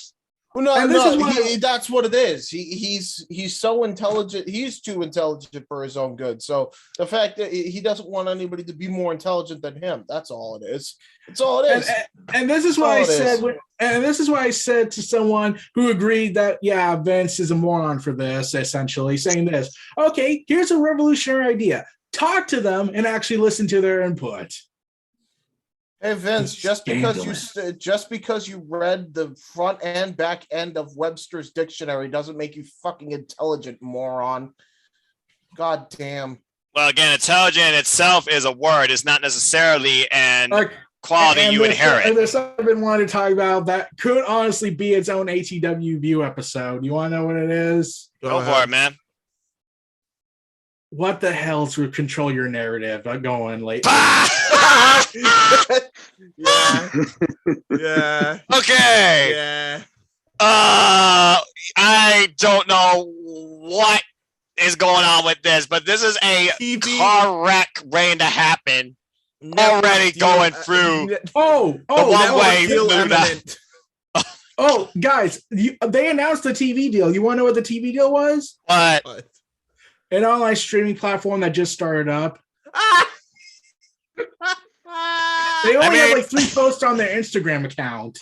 If you want to push something in this world today, you got to go through the internet, and the internet fries and crashes through streaming services. But I'm thinking, wait, why not just do the shows on YouTube? I'm like, you probably get more viewership and money that way. Build your own YouTube channel. I shall interject. Okay. Listen, Ethan, I love you, girl. I love you, guy, but listen to me, all right? Unless you got that Freddie Prinze Jr. money, don't talk about networks. I'm sorry. This is a fucking blunder, and it hasn't even begun yet. Listen, I'm still gonna watch the show probably because there's a lot of talent I'm interested in seeing. Yeah, but like, wow, what a and then that's some bootleg fucking thing that just started. No. You want to know what the people are trying to? You know what I'm thinking they're trying to do, which doesn't work in this context. What? Okay. They're trying to be a decentralized promotion, NFTs, microtransaction, essentially, metaverse constructs, cryptocurrency. That's what they're trying to be. At this point, you want to know how I know this? Because Braun Strowman came out and said we're developing our promotion to be the first in metaverse. So you're going to take Stephanie's comments and make it real. I hate to kind of say this, and I don't like the guy, but I think Vince McMahon already beat you to that, pal.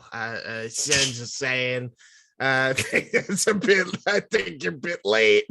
This is not going well already. This isn't going okay. Yeah, this is what he said. This is going to be a car wreck. Oh, this is what he said. We're working on Control Your Narrative being the first promotion in the metaverse. And I was like, what does that even mean? I'm not sure he knows what the word metaverse means. I don't think most people do, for that matter. I mean, look at freaking Impact Wrestling. Not using metaverse, they're using multiverse, because they're going to host a multiverse-based wrestling show during WrestleCon, and it starts April 1st. Impact's pretty much embraced the Epicenter stuff as the multiverse wrestling. They are the multiverse epicenter of professional wrestling. Everything runs and goes through it. They got the NWA World Champion as a digital media champion, for Pete's sake, and the Reinas de Reinas and Ring of Honor Women's World Championship, all underneath their brand.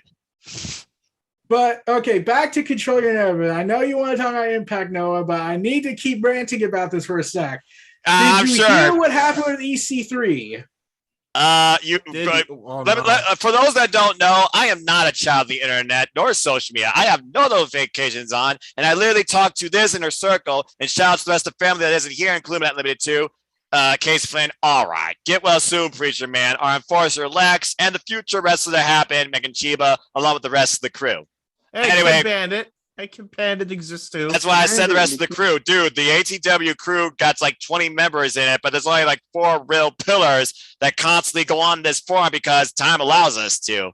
but otherwise have their own concept, play with the creation, and take their life well. Here's Anyway, what go ahead. Back to control your narrative. Okay, two things. One, did you hear them making something called a rant room? Now, I did hear about that, and I've heard about, releasing your anger, expressing yourself, but mental health matters. This cannot help anybody. Wait a minute. Hold on. This is going to hurt James' brain. Do you want me to explain to you what it is first? I think I got what. I think he's trying to guess it. Are you telling me that they are going to fucking run this damn promotion as if it was that Control Your Narrative video that him and Strowman did? Sort of. Basically, the idea of the rant room is that you pay them to rant at their wrestlers for about 5 minutes. What? Wait, huh? The rant room. Okay, I know you probably lost your brain cells from this. The rant room is a 5-minute initiative where people pay the Control Your Narrative group to scream at them without any consequences for 5 minutes. Wait, the fans scream at the wrestler or the other way around? The fans scream at the wrestlers for 5 minutes. What the fuck? I got nothing. How does this help? How does this help? Doesn't help with anybody's mental health per se. Even you are literally inviting the most toxic of toxic people of the IWC to just come out there and roast the rest. If I wasn't going to get copyright strike, I've never heard this in my life. If I wasn't going to get copyright strike, I'd be playing Britney Spears "Toxic" right now because this is so damn bad.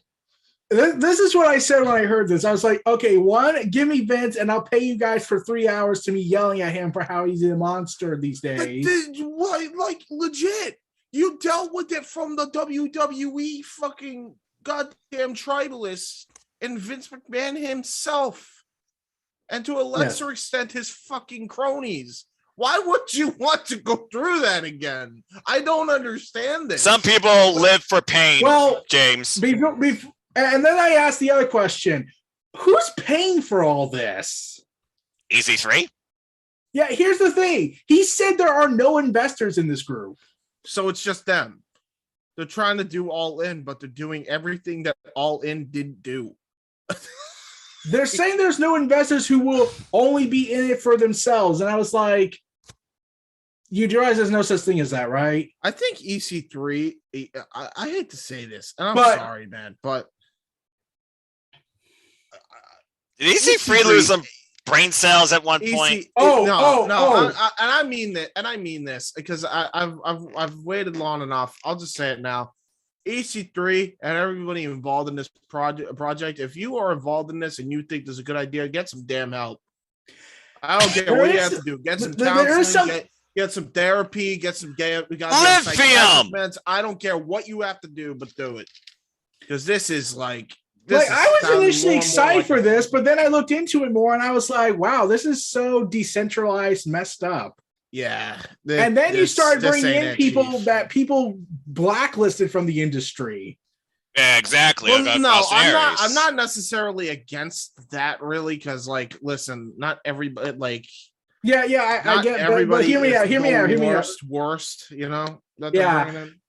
But here's the funny thing. Also relates to the rant room and why it's dead on arrival. Here's what happened. Hey, Kurt, will you be in Dallas on March 31st, 2022? I'm running a show called Control Your Narrative, and we love to have you on board as a controversial character. Also, nice try with the Ligma joke, but you'll have to try a little harder to get me. And then Kurt responded saying this, not Kurt Angle, another Kurt wrestler.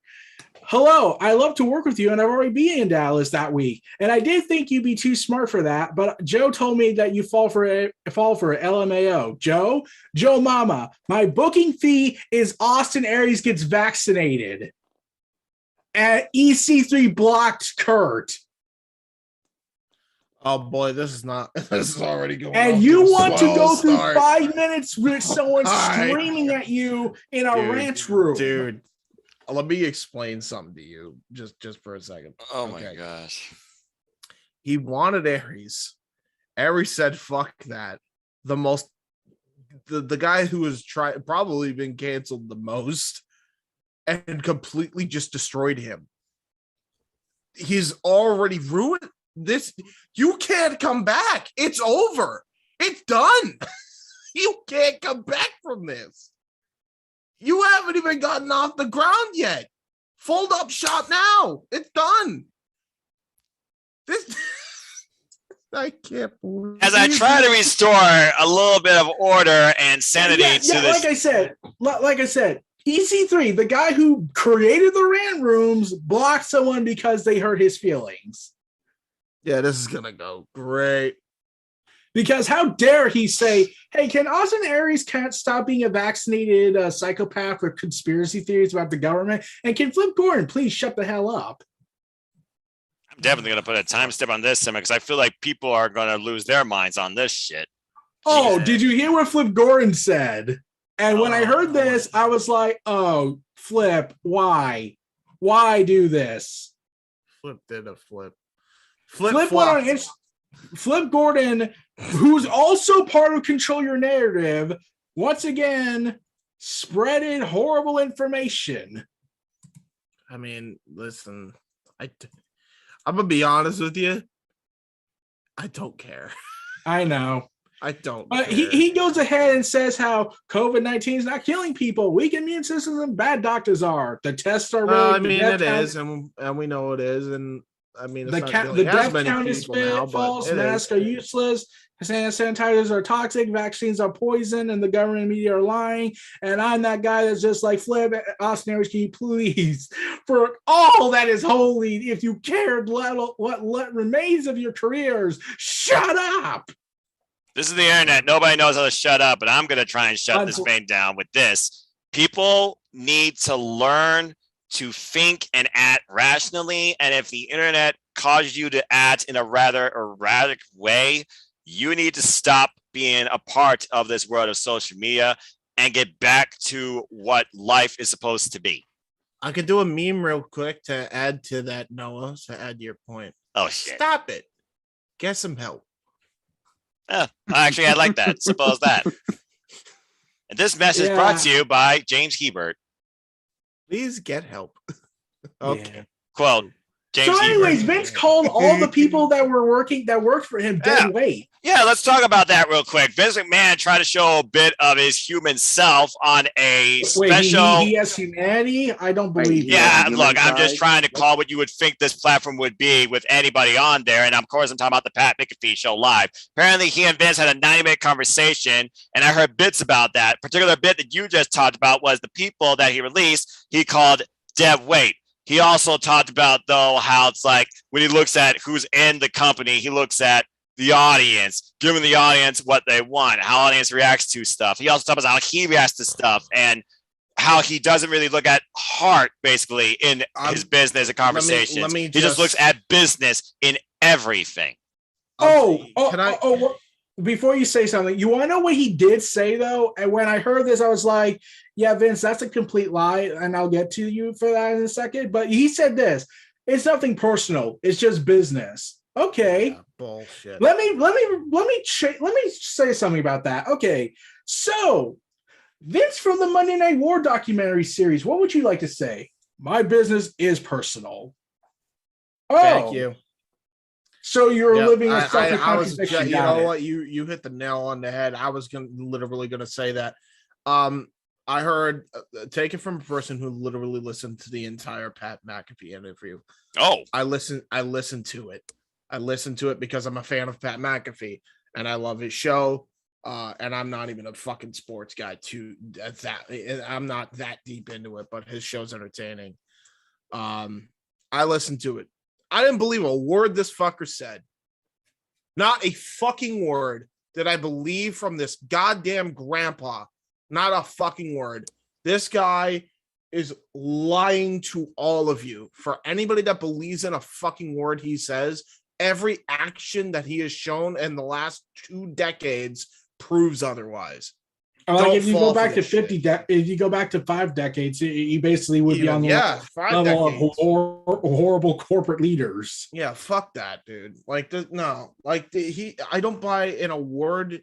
I don't buy a word that this guy said. If he truly listened to the fans, quote unquote, then there wouldn't be 200 some odd fucking people that have been released, all of which, or at least a good half, would have been future fucking stars for that company if you played your cards. Yes, but if he had listened to fans and by extension the wrestlers, there wouldn't be a need for AEW. Yeah, exactly. So I would love to know how you are listening to your fans when you have constantly shit on the fans' opinions for years.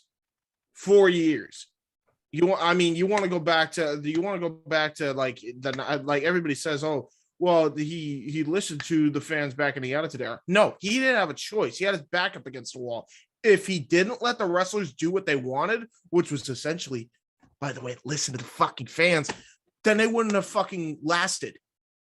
Period. That's it. And then the minute they fucking crushed their competition, they went right back to the fucking status quo again. The only reason why it was still bearable for a few more years after that was because of the fucking SmackDown 6. And you tell me that's wrong. I was a SmackDown guy. Like I said, I wasn't a Raw guy. King, were you a Raw or SmackDown guy? I was a SmackDown guy through and through. Team Blue all the way. And if you recall from Paul Heyman himself in WWE backed documentaries, he said, and a lot of people didn't really like that SmackDown kicked Raw's ass for 2 years. Because SmackDown was now considered the bigger show or the bigger investment. And what did they do to Paul Heyman? They fucking punished him for it. They took him out the dare SmackDown you do a good job. They took him out the SmackDown creative team. They brought back ECW just to fucking cannibalize that and kill that off. That's what they did. They punished him for beating Raw. That's exactly what they did. And tell me that's wrong. Because I'll tell you right now. You want to know how I know you're right? The earliest fucking videos. James is on rant. You gotta hold on, Eric. On WWE on YouTube. I'll tell you what they are. They're Bill and Doug. Go to RVD Tito for life. They started that fucking trend ages ago.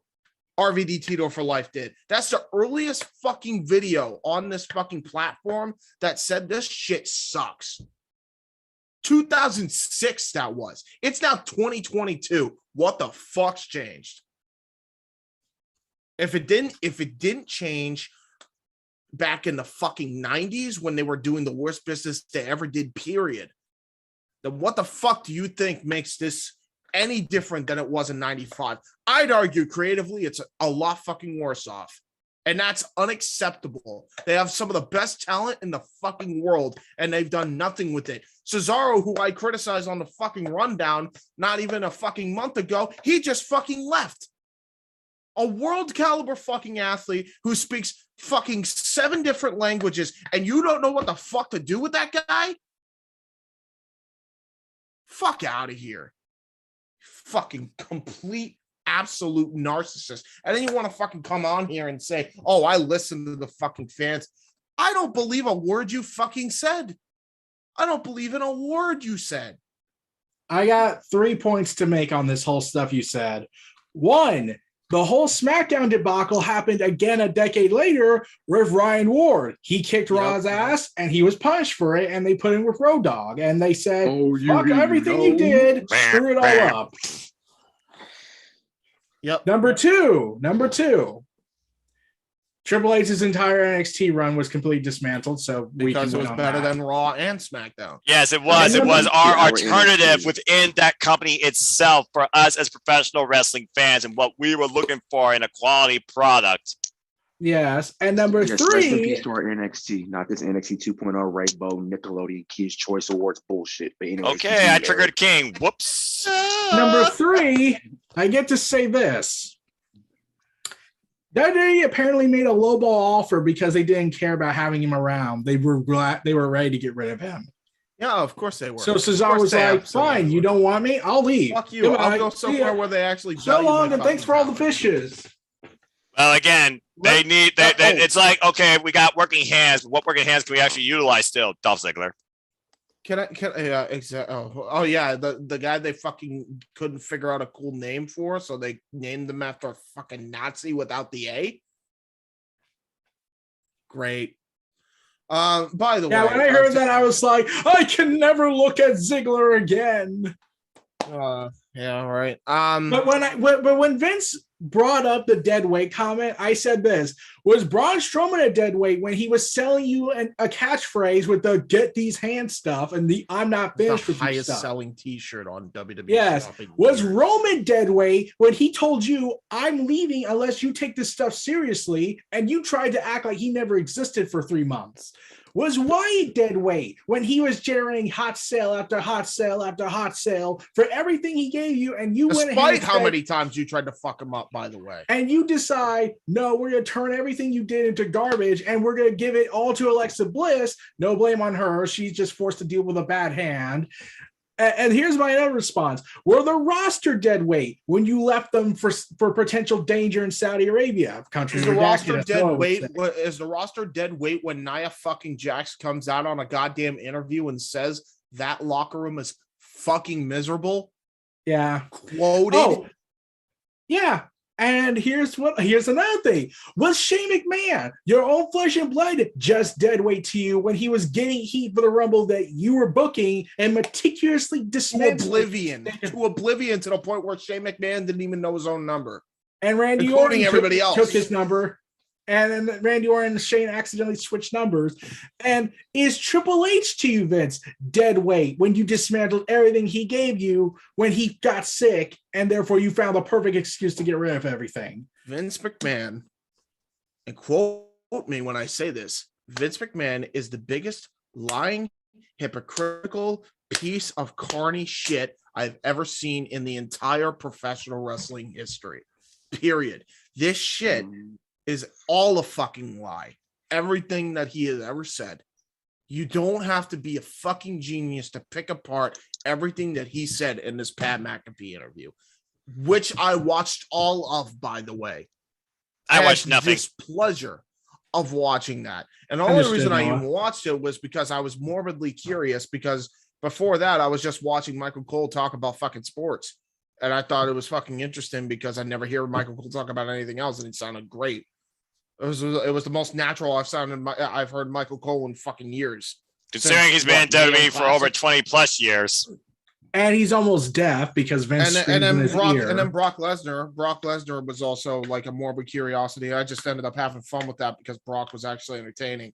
I have a personality. Vince is a fucking lying sack of shit. Well, there is one thing I did want to bring up. I'm surprised you haven't brought this up yet. Vince said he expected more from his family when running WWE. That I couldn't believe those. Just say you hate your words son-in-law. Actually came out of his fucking mouth. I was dumbfounded. Just say you hate your family. Yes. In case your brain's processing this, Noah, I'll repeat this again.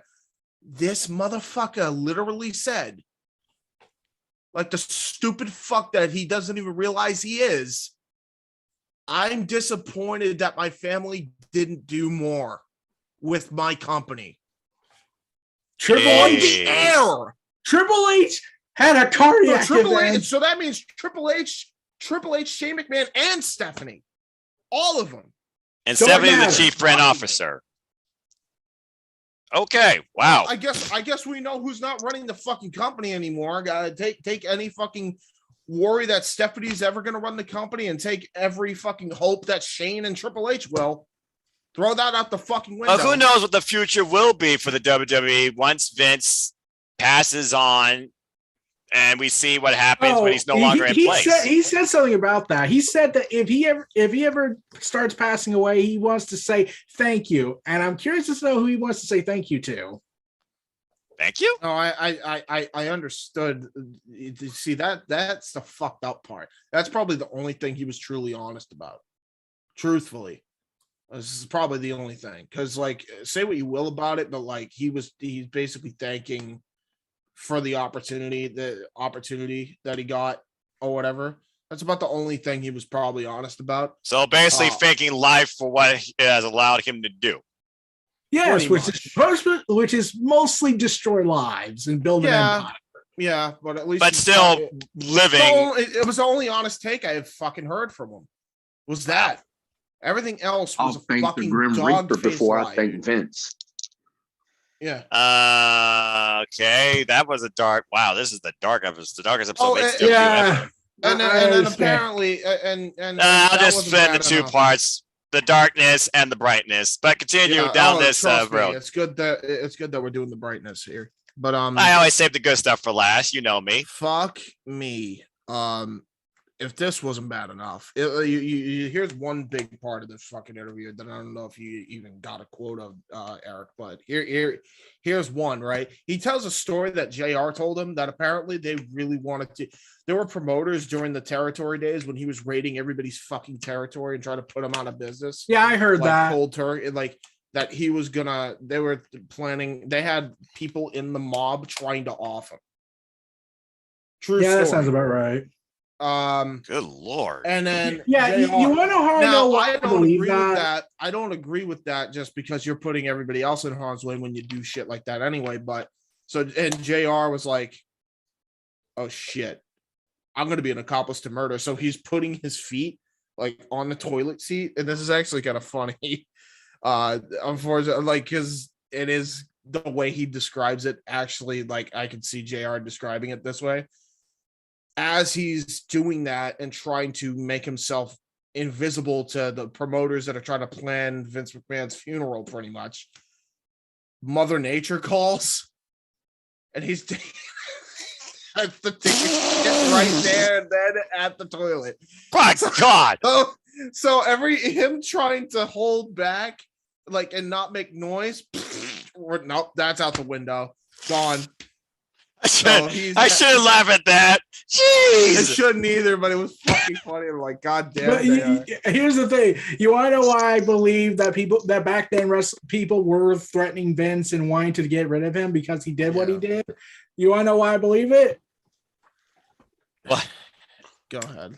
Because Vince has been bold enough to have wrestlers from those days go on his documentaries and say what you think about me. And I recall Michael P.S. has said this in the AWA video where he revealed, I had conversations with people saying, hey, he's going to make these things about where they make them cartoon characters. He should be shocked. This will never last. It will never work. And I was like, and that was the only thing about it. It's like, listen, I don't necessarily agree because like I agree. We shouldn't be plotting no one should be plotting his death. I mean, like really plotting to arrest him, but that's a different matter. Yes, I agree. And that's more so an opinion. Okay. Now here's no, it ain't. There's so many things that he's done where he should be in fucking jail. True, but I'm just saying everybody's thought comes from opinion, but it doesn't mean the opinion isn't supported by facts. Anyway. No, I know that. I'm just pointing out that there are facts that should land him in jail. They just won't do it because he's Vince for some fucking reason. I'm Vince McMahon, damn it. But the thing about it is, it's like, you see, that makes them know better because that means they would have just fucking shoved their style down everybody's throats until they couldn't do it anymore. Which is why the best wrestling promoter that's ever existed is Tony Khan. Because he's trying to literally do everything and anything. Tony Khan is not the typical wrestling booker I think people have seen in this industry. He truly cares about this. He is a fan. He hasn't worked in the game, but he's followed the game his whole life, per se. And he literally broadcasts it whenever he comes forward in calls, in interviews, and the content he brings forward to us too. With that being said, gentlemen, I think we definitely talked a lot about the industry and the crazy, unbalanced, unstable, disturbing, rather illogical parts. Why don't we go ahead now and turn to the most positive aspect of our love in professional wrestling, and that is all elite wrestling. So okay, I get to start this off. with the perfect way to do it. Well, okay, Eric, I'll let you go ahead and say what's on your mind regarding AEW. CM Punk is wrestling his former self, the one that everyone wanted back. The angry, bitter, hate-filled, always has a chip on his shoulder, and he sees that in MJF. I am the devil himself, and all of you stupid, mindless people fell for it. 2022. I'm going to show you and all these mindless sheep that I'm the devil himself. 2005 reincarnated. One of many matches to come this freaking show that is going to absolutely steal the entire thing. And again, hello, is this thing on? The fuck? Oh, God. Hello. What in the world? Who is this? It is Danhausen. I am here to run down the card for Sunday's AEW Revolution card. Yes, very nice, very evil. You were talking about CM Punk and MJF. I know both men very personally. They are big celebrity friends of mine. I believe they will tear the house down. But let's talk about the rest of the card before we get to that big evil match that they will have, which is that dog collar match. Let's begin with the buy-in. We got the first buy-in match with Hook taking on that QT Marshall fellow. He seems very, very angry because the student actually succeeded. Carney me once, shame on you. Carney me twice, Hook won't have it. Yes, so Hook is gonna go after the Carney, and he's gonna do some very nice, very evil things, I'm sure, to QT Marshall. Mr. Soprano, I like to call him. Yeah. Mr. Soprano. Oh boy. I think Mr. Soprano, that fellow may have let himself go. Layla. Legit Layla. God damn. Legit Layla. Legit Layla Hurt versus that alien from Andromeda. I think she's from. That's a interesting deal. I like that. I would say. Okay. Danhausen. I got a question. Oh shit! Oh damn! I knew this was coming. Who is that? The Neo Reality Entertainment fellow. Yes. Well, what is your question? Okay, I'm just gonna ask. Did you ever ask Chris Statlander why on earth did she say such horrible things about the orphanage? Oh. I will say that we did have a conversation about it. Me, Orange, and her. We kind of talked about it. She went a bit too far. Me personally, I kind of like that. I'm not gonna lie, very nice, very evil. But Orange Cassidy had a bit of a problem with that. So it's a very, very complicated situation. I'll have more information in private. Mr. Neo, is that your name? I don't know. Yes. Is that your name? Neo? Okay. I call you Neo. It's like Mio, the drink for water and turns to flavor. So I'll call you Neo the Mio. Okay. No. I will sue you. Well, goddamn. Danhausen can't afford the lawsuit. Okay. I will call you Mr. Neo then. Okay. Next on the agenda, we now have. Oh God. When we then have the 6-man tag team match that was just added from this week's Rampage.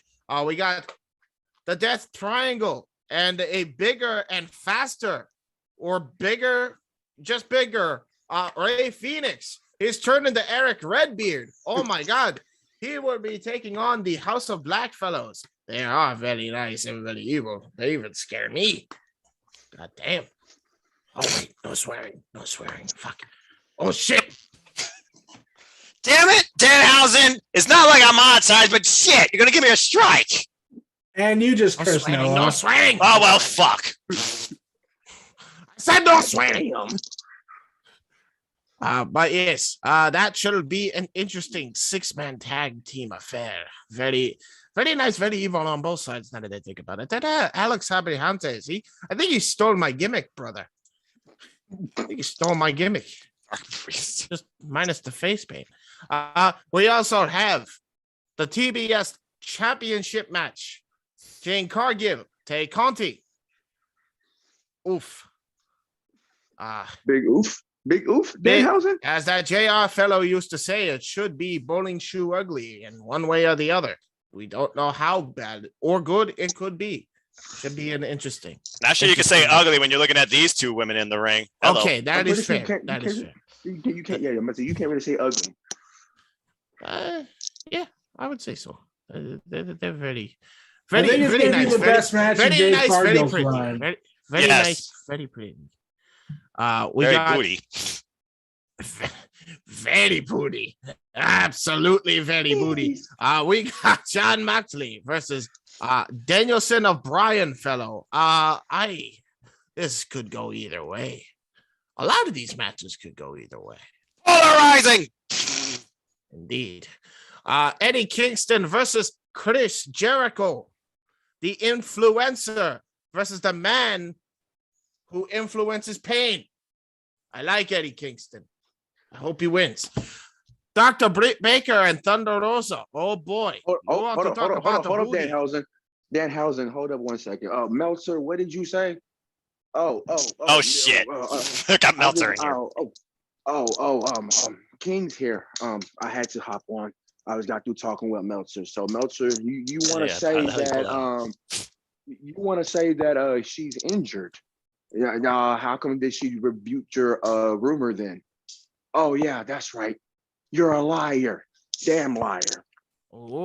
Anyways, continue, Danhausen. The credibility of wrestling journalism and the believability that people put forward behind it. That's why you all should subscribe to Love That Danhausen. Yes. That's the most credible news source in the IWC today. Very nice, very evil. We got as I'm here now. We also have TNT title match. We got Christian Cage versus that Cassidy fellow, my best friend, my current celebrity friend, versus Wardlow versus Keith Lee versus Powerhouse Hobbs, I think his name is Will Hobbs, Powerhouse Hobbs. I don't know. You got also Ricky Starks. He's there. He's there. Hey, put some credit. He's the FTW champion, right? Listen, I don't like how he looked at my friend Orange Cassidy. Hey, Danhausen, I have a question. Yes. What's your name? King Atrain. Yes. Who do you predict to have as your 7th participant in this I don't think there's gonna be one. match on Sunday? I don't think there's going to didn't that TK fellow say there wasn't going to be one? Yeah, according to what I read, he said that he was going to put Sky in it, but I guess he and Lambert had negotiations, so Sky's going to face the TNT champion, which is Sammy Guevara. Yes, that other girl named Paige from the MMA world, she's getting a contract in exchange for. Yep, I like to welcome. Yes. I like to welcome Paige. Danhausen, I got something I need to request something for you. Yes, Mr. Neo, go. So this is our buddy King, and this is also our buddy Noah. They like Yano, so name one of them Yano Jr. My anxiety! You bring up that fucking spoiler! Thank the Jesus that Taichi beat that Decaman! But I digress. Why did you have to Why mention?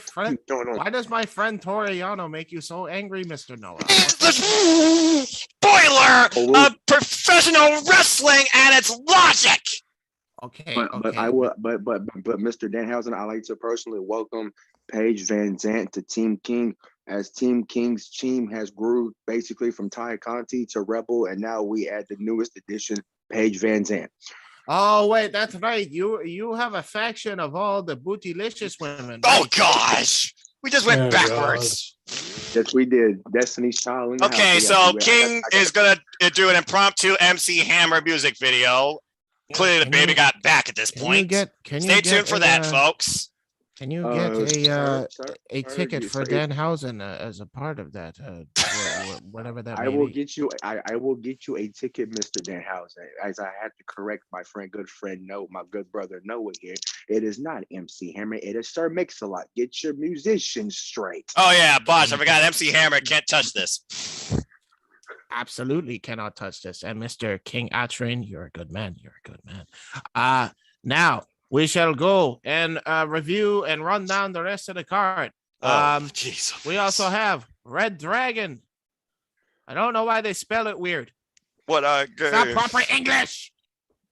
Jungle Boy and Luchasaurus. I don't know why they don't call them Jurassic Express. I guess because Marco Stunt decided to go and hide. I wonder if he's with that Hornswoggle fellow. And then the Young Bucks. Very young, very Bucks. I don't know. It could go either way there. We also got CM Punk versus MJF. Yes, very nice, very evil dark kind of match. I like it. And then we have that the second trios match of the night. Matt Hardy and Andrade, whatever the AHFO, is that what they're called? Too many layers. AHFO at this point. They were trying to get that Darby Allin fellow, but I think they confused me with Darby Allin. It was weird. They'll be taking on Sammy Guevara, Darby Allin, and Sting. And then the final main event of the very nice, very evil Revolution. Hangman Page versus Adam Cole. So Adam Page and Adam Cole. Battle of the Adams. Yes. Very nice. Very Adam. All right, Danhausen, can you get the fuck out of the... No! It's my time! When did Danhausen invade this platform?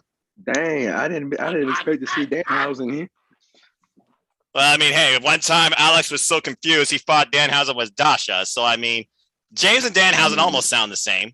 Just Damnation Bomb that motherfucker to oblivion. All right, anyway, I'm yeah, back. Great. Now you're cursed forever. Don't bring that forward to us, all right? No, Anyway. he tried to curse me. It didn't work, though. Yeah, but I guess he must be like John Moxley. Too tough. But yes, folks, for those that don't know, James, he's different. And also, we're all fans. He made me lose the cover for my battery, damn it. Oh, well, that's a shame.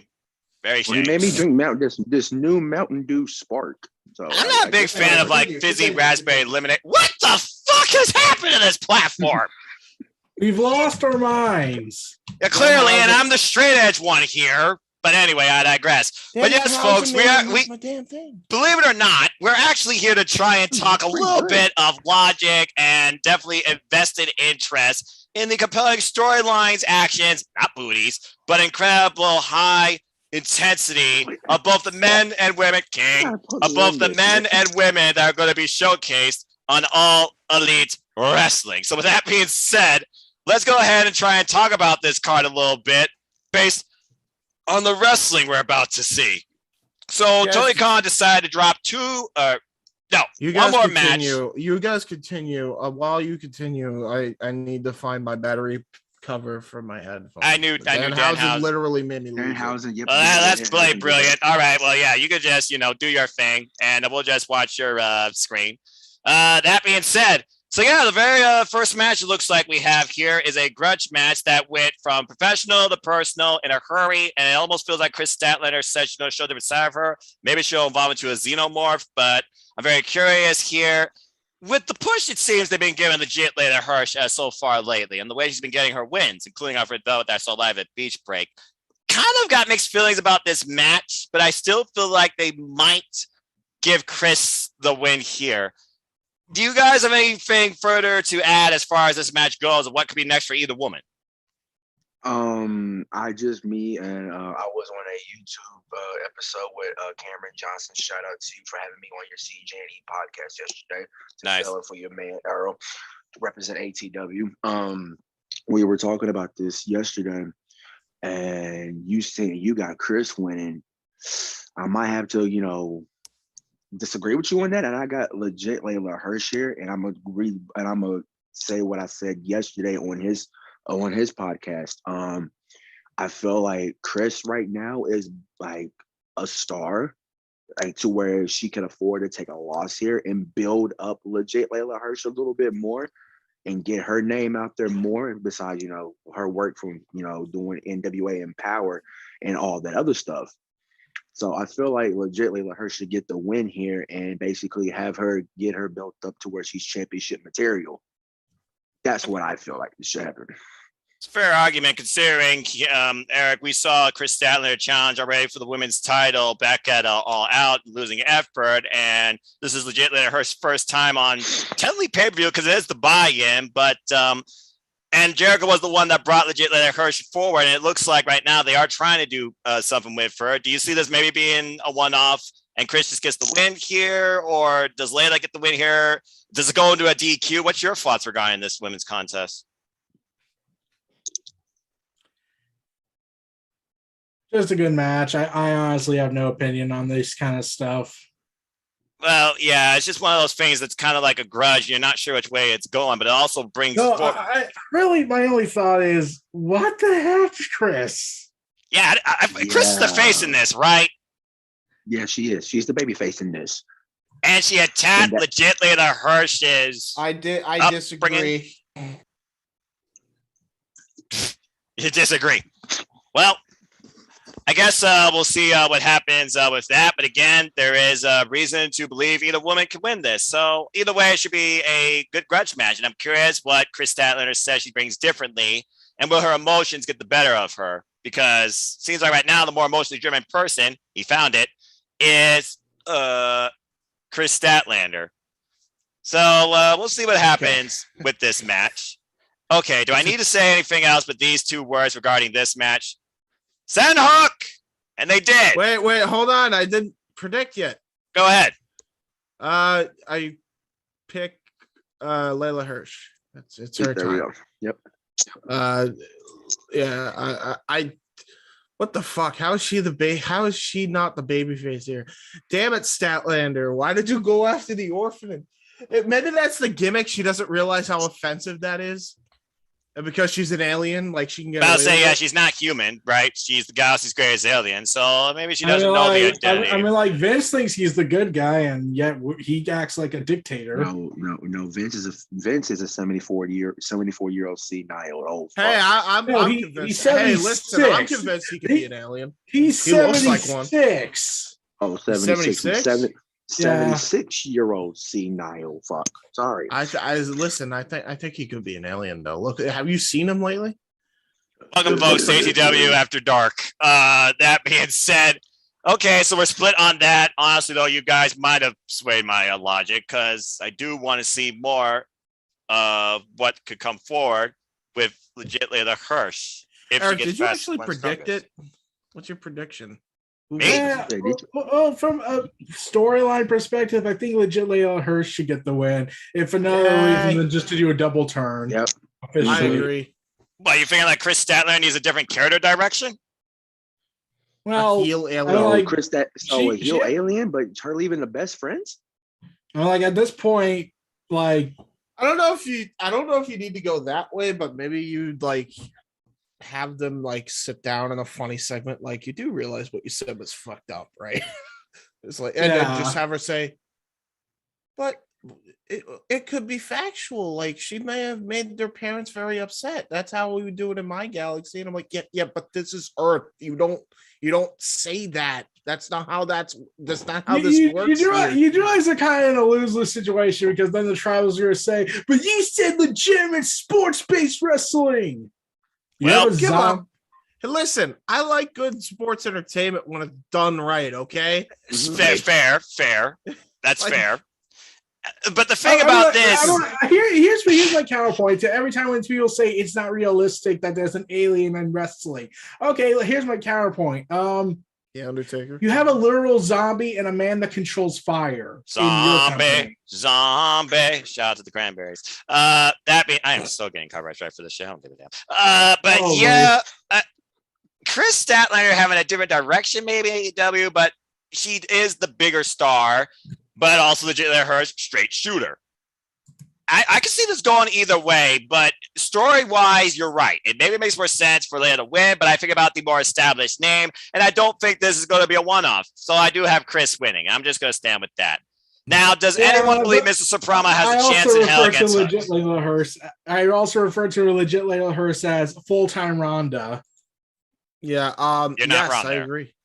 And yeah, let's just say it, Hook. Does anything else Yeah, need to be unless said? it- It's fucking Hook. I mean, since we watched Rampage of Serena Deeb, and yes, I did the stopwatch for you, my good sir. It was 59 seconds. 59 seconds was that match between Serena Deeb and Layla Gray, and I have a feeling it will be exactly that. 59 seconds to 2 minutes.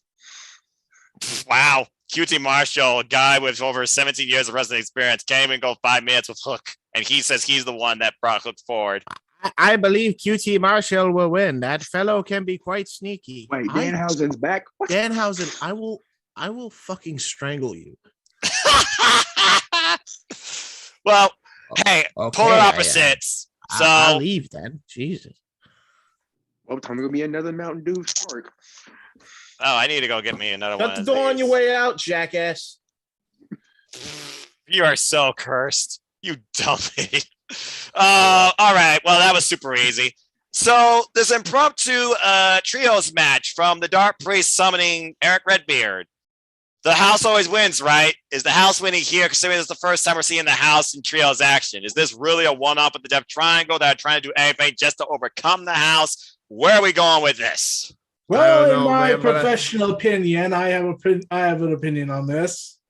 Please elaborate. I think this is the last time the House of Black will be dealing with the two members of Death Triangle and Redbeard. But we could still get Ray Phoenix to show up and save the day and battle Malachi Black, and Ray Phoenix can transform. The only issue with that is then you're kind of fucking over the House of Black. You don't want to Bray Wyatt this situation.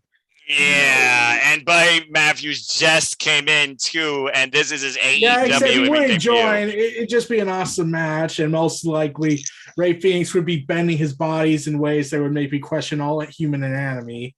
We've been saying that for how long right now that Ray Phoenix's body is not normal. He's made of rubber. I'm just saying. Saying this for but yeah, as a member of the House of Black with a Malachi Black t-shirt, I have to say that the house will win here, one way or another. The house shall win. They will be humble. Always and shall win on Sunday. Yeah, they will be humbling them with violence. But here's the thing. That said, as long as Eric Rowan does that cool ass suplex and that fucking leg lariat, I'm happy. I'm just happy to see Eric Redbeard back. He's awesome. Yeah. There's just one thing I'm hoping for, and this is just from a personal perspective. I'm hoping on the next BTE, Eric Redbeard is doing a skit with the Dark Order. Yes, I agree. John Silver has a moment, and maybe John Silver stuck his papers thrown in his face. But Eric Redbeard doesn't know necessarily what the papers mean because that wasn't his thing. Papers. Anyway. All right. Well, anyway, as we talk about humility and being humble, after Ty Conti kicked that bitch in the face on Rampage, I know King's going to lead this off. TBS Championship. Ty Conti, your favorite King. I know you'll be unbiased here, I'm sure. Goes after the TBS Championship against the currently undefeated with a 28-0 streak, Jade Cargill. Smells like money, looks like money, is money. King, you're first on this one. Is your girl the next TBS champion? And does it happen as soon as this Sunday? No. I hate to say this, and y'all know when I take a sigh of breath like that, it can only mean one thing. She does, and as much as I am a fan of hers, I'm well aware. It's not happening. It's not happening. Called it. Not because of the fact that Jade has been improving in the ring. We already knew that she had the charisma down pat since her debut. We already knew about that. Yeah, when she took on Street Brandy. It was just her in-ring work that needed to be developed, and it's been developing. Like every single match that you watch from Jade, it's getting better and better, and everybody knows who she's being trained by Bryan Danielson. And even Fightful came out and said that Jade and Bryan have been studying British wrestling this week. Oh shit! So like, I think it's over. Jade. It's Jade. It's Jade. I mean, if you have Bryan show you different styles and of country, like different countries of like British, Japan, and United States wrestling, yeah, it's game over. I'm giving it to Jade here. I'm giving it. Yeah, as much as I'm guys, tired. King, let me reassure you on one thing. I give it 150 days. Ty Conti will become the AEW Women's World Champion, not the Thunder Rosa. Look at this guy dictating the friggin' future. Somebody I quote shall that. dictate the future, and I will take Kenny for your thoughts. His title as the Notre Dame of wrestling, since he somehow predicted Walter's Gunther Stark stuff. I will hold you up to that. Yeah, I'm definitely going to be 150 holding you days. that as well. But that being said, I gotta agree. But so far, Jade Cargill, she has not really shown anything technical. So the fact she's studying British wrestling now has me even more intrigued with Ty Conti's many disciplines in, Muay Thai, judo, and wrestling as well. And she also can be very technical, but she's also probably the most stiffest striker and all-around well athlete in AEW. So this is definitely gonna be Jade Cargill's toughest match to date and probably longest. But I do have Jade retaining too. And I don't think it's going to be as easy as a Jaded. James, your thoughts? Hey, whatever you do, win or lose, please do hip swivel. Thank you. And send the check. Oh, good grief almighty. You too. Again, I look at women in wrestling for freaking wrestling. You all look at freaking, well, Ty Conti, she shimmies and chills out the body. So. Who says I don't? I look at it from both ends. Same. Wait a minute. Wait a minute. Hold on. Good night, everybody. Hold on. Oops. Well, it's not what I meant by that. I meant from a beauty aspect and a wrestling aspect. You stop with the butt things. You're going down a deeper hole. Stop it. God damn it! You're not making it any better. I'm going down a deeper hole. You said this ain't Allie. Okay, we're not going down. Hey, you leave her out of this, all right? She was our last challenger, and that was very close. Whoa. What the fuck? Okay. This is moving on. This is getting way out of context here, all right? Jeez. Ty Conti have a great damn match, but I got Jade for the win, 29-0. Moving on from there. Golly, freaking hell. Oh, gosh. Moving on from there. A match of pure violence and a match of the year candidate. Jon Moxley, Bryan Danielson, the dragon. Speaking of holes, they'll be punctured here. Well, that much I do agree with. And it's going to be in the head. Blood will be spilled. Will Jon Moxley finally slay the American Dragon 4th time around since they stood face each other in their wrestling careers? No, I gotta complain about something. Go ahead. Sorry, Eric. Why would you want to move on from what was already turning into a sexual escapade of desires to talk about Bryan Danielson, the fetish guy? Because this has nothing to do with that idealism of Bryan Danielson. You don't know that. You don't know. I will have my chest bloodied. I will look at this match strictly for the violent brutality and the strong style physical contest we will see that will rival, in my opinion, probably the amount of cuts he gets on his chest when he bleeds, and will rival, in my opinion, what Tomohiro Ishii and Shingo Takagi are going to bring in their opening round match in New Japan Cup. There, I said it. Otherwise known as BDSM. What? What? I didn't say that. Oh dear. What? I said nothing. Move on. What? I didn't say anything. Move on. No. Move on. Move on. Oh, by the way, if anyone hasn't been on AEW's Twitter account, they posted Jon Moxley as the Black Man. I fucking love that. But that being said, I also am just going to make this. I could totally see Moxley doing the fucking Christian Bale voice. Oh, definitely. Can he be trusted? That being said, I had to go there. Yeah, I don't. Besides the fans, who wins this? Does this go to 6-minute draw? I think that's highly unlikely on likelihood. But then again, these two, they're bloody insane. So I guess that is possible. James, you're bloody insane. Well, there you go. That being said, James, do you actually have a winner in this match? Yes, Danielson. The fetish guy shall reign supreme. Plus, he kind of needs a win anyway, like more than Moxley. Like, Moxley's kind of already a made man. like after his rehab, and like Yeah. people really respect him. So like I think he can afford to take a loss just for that alone. I think Danielson needs to win more, to be fully honest. And yeah. Eric, you seem to have a thought that probably just ran in your head regarding In that. my opinion, they're Yes. both going to win somehow, and they're going to form the ultimate faction.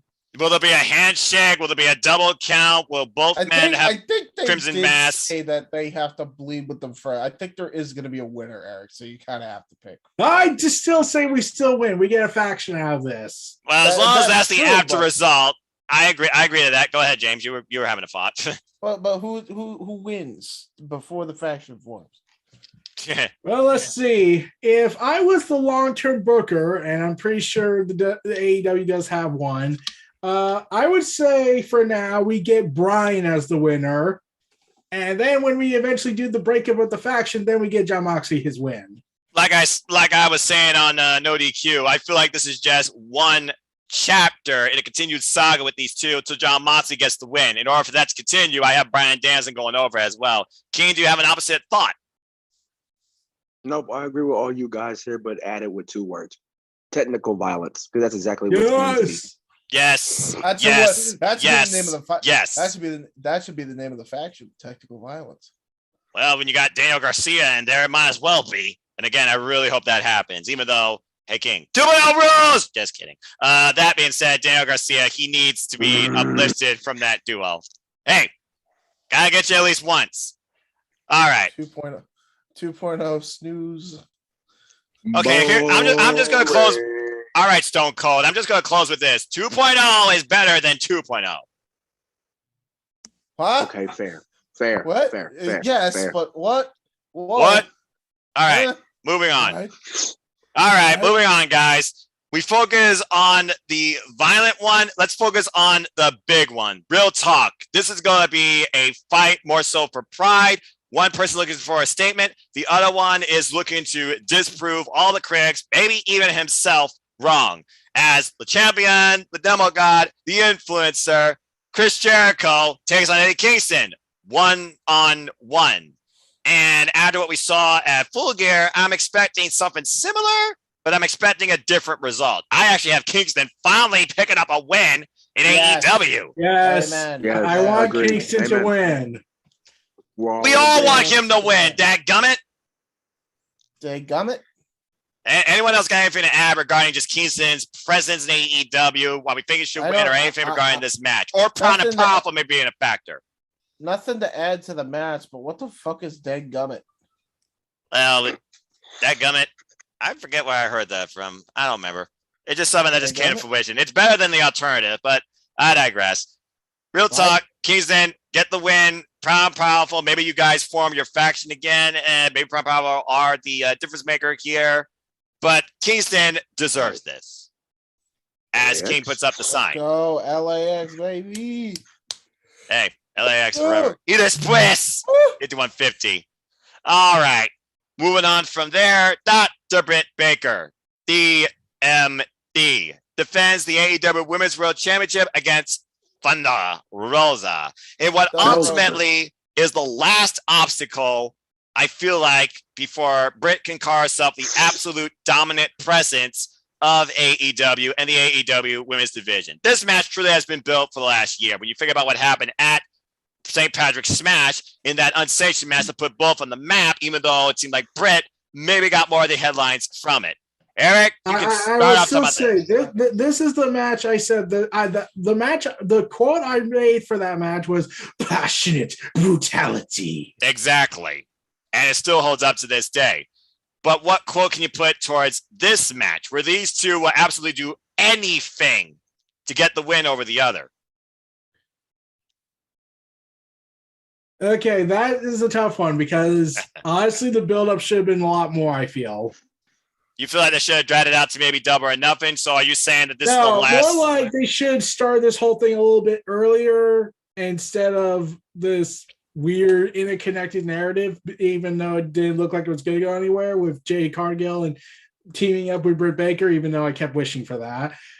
I kept thinking like, okay, considering how their match last time they encountered each other, shouldn't they add a stipulation? I would have went for like I know they can't do a ladder match because there's already a ladder match on there. Yeah.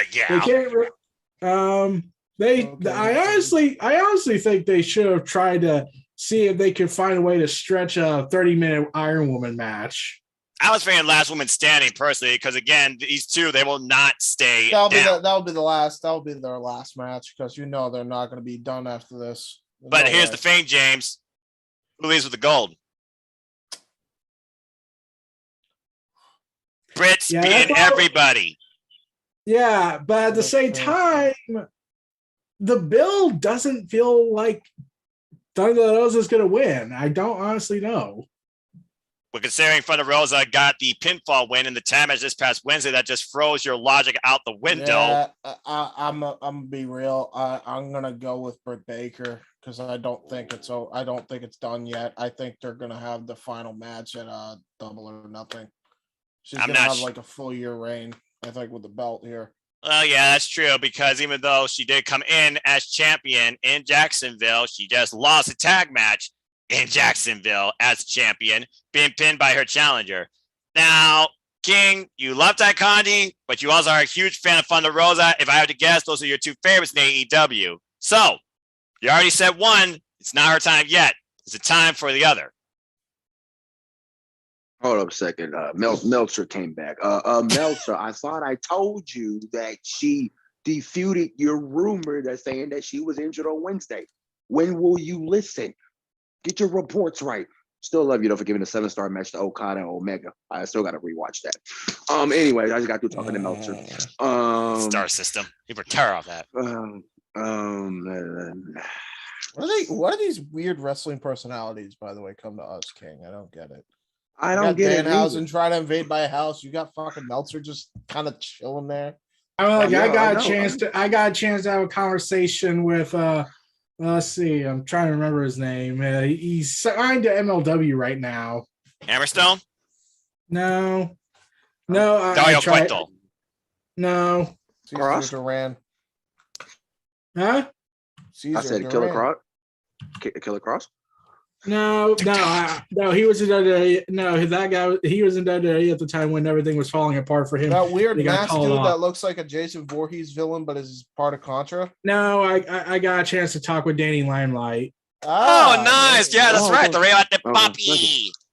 But and then 2 weeks later, he joins MLW. Okay. Well, there you go. Man, it really does throw the logic out the window of having Thunder Rosa beat Britt on Sunday because, like you guys said, after that pinfall tag victory over the champ itself, and if we know anything about wrestling, it's that whenever the challenger pins the champion on the go home show, you know the champion is going to basically retain at likely yes. I wouldn't say that's always been true, but likely yes. But likely 95% yes. So if they part of me feels like it will end on Sunday, but also another part of me is saying they will extend this to Double or Nothing in May. And I'm going to go with you guys here, and they're going to extend this until May. Britt's going to retain somehow with Rebel and Jamie getting in the mix. I say it will end, but it will basically cheat to win. You see, we're all saying this, I do have one thing so many times, but Tony's like, I'm only doing it to throw you motherfuckers out. I'm not like everybody else. True, that's true. I will say this. I will say this. We didn't seem to count one important factor, which there's 3 on Britt Baker's side, her, legit Layla Hirsch, and Rebel. Layla Hirsch, what? Layla Hirsch. Jamie Hayter. Jamie Hayter. I keep getting that mixed up for some reason. She looks more like a legit person. Layla is here. Jamie is here when it comes to height. Sorry, but anyways. As I was saying. Yes, I know what you're saying. Numbers game.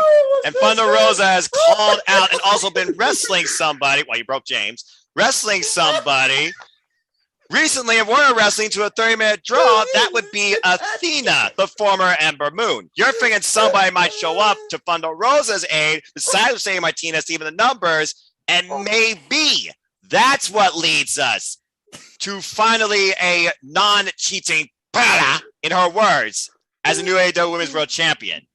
Yes. Which is why I think Thunder Rosa is going to win personally. Again, guys, she beat everybody.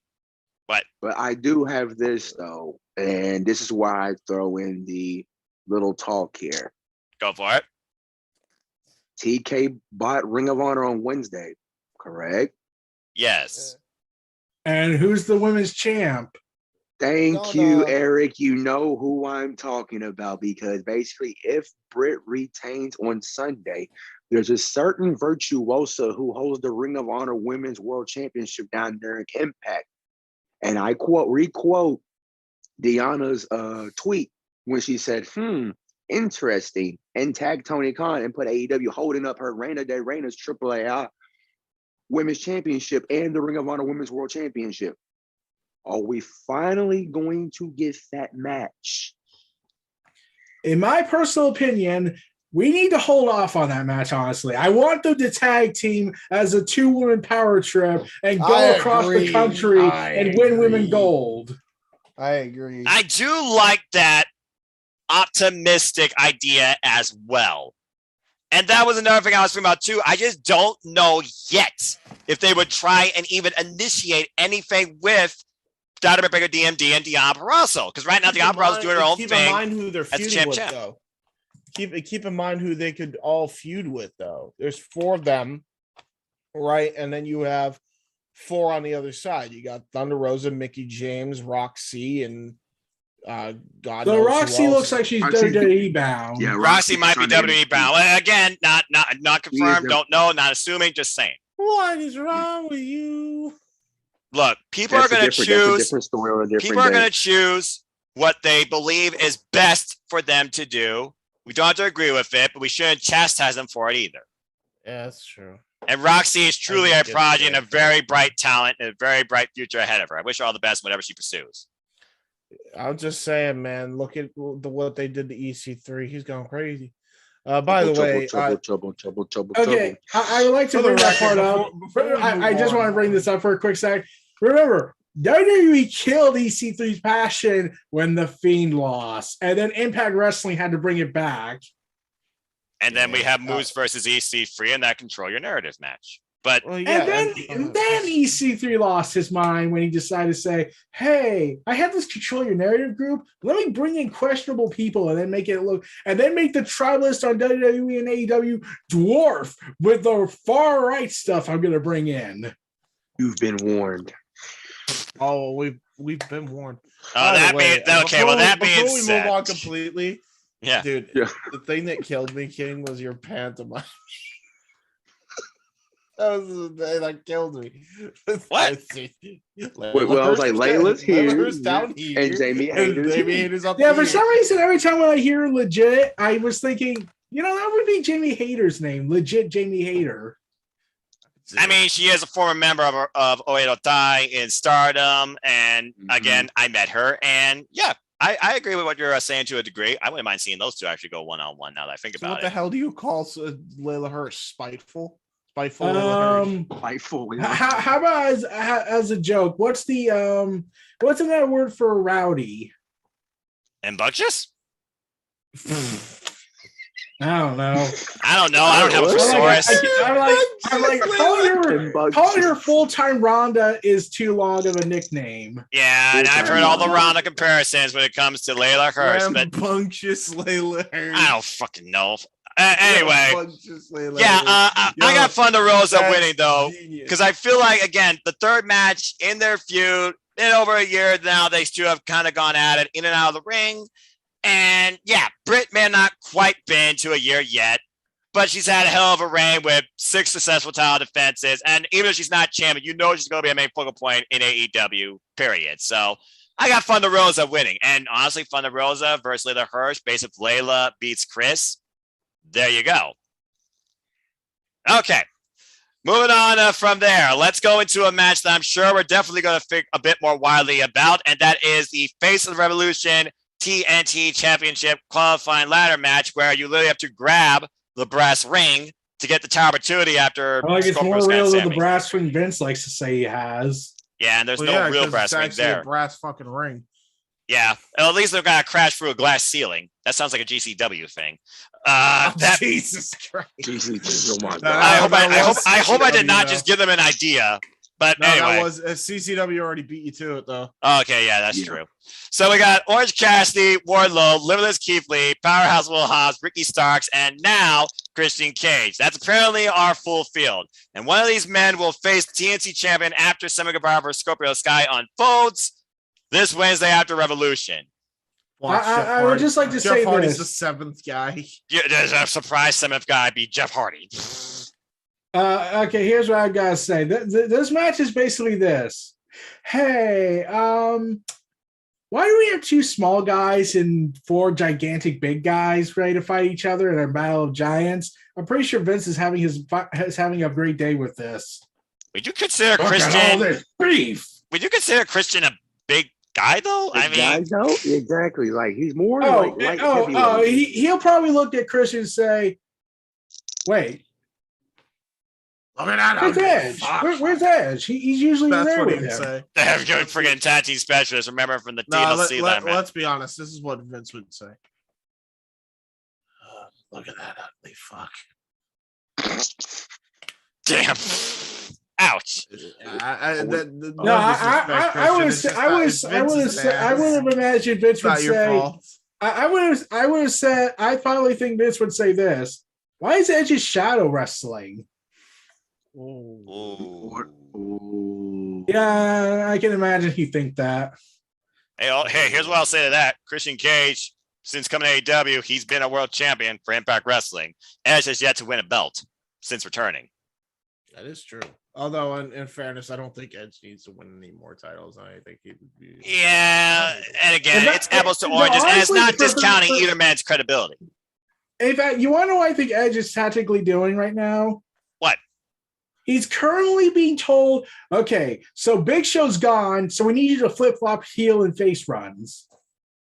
Well, imagine if Paul White was in this freaking match. Oh, Lord. Where? But anyway, how many times has Edge turned face heel in the span of 1 year so far? It feels like he's done it like 4 times already. It's a it's a little weird to kind of think about it. And again, Christian Cage was brought in last year on Revolution as the big signing, new signing to AEW, and now he's in let me just bring that up. I don't think it was Tony Khan's fault. I feel like the fans overhyped it. You brought Dwayne Johnson into this conversation. That should have stopped when you said that. I mean, to be fair, people also said John Cena because of the Wipeout commercials. Just saying. Look, I know we live in a world where Hulk Hogan went to WCW, but I would like to state for the record that John Cena is John Cena and Hulk Hogan is hated by Florida.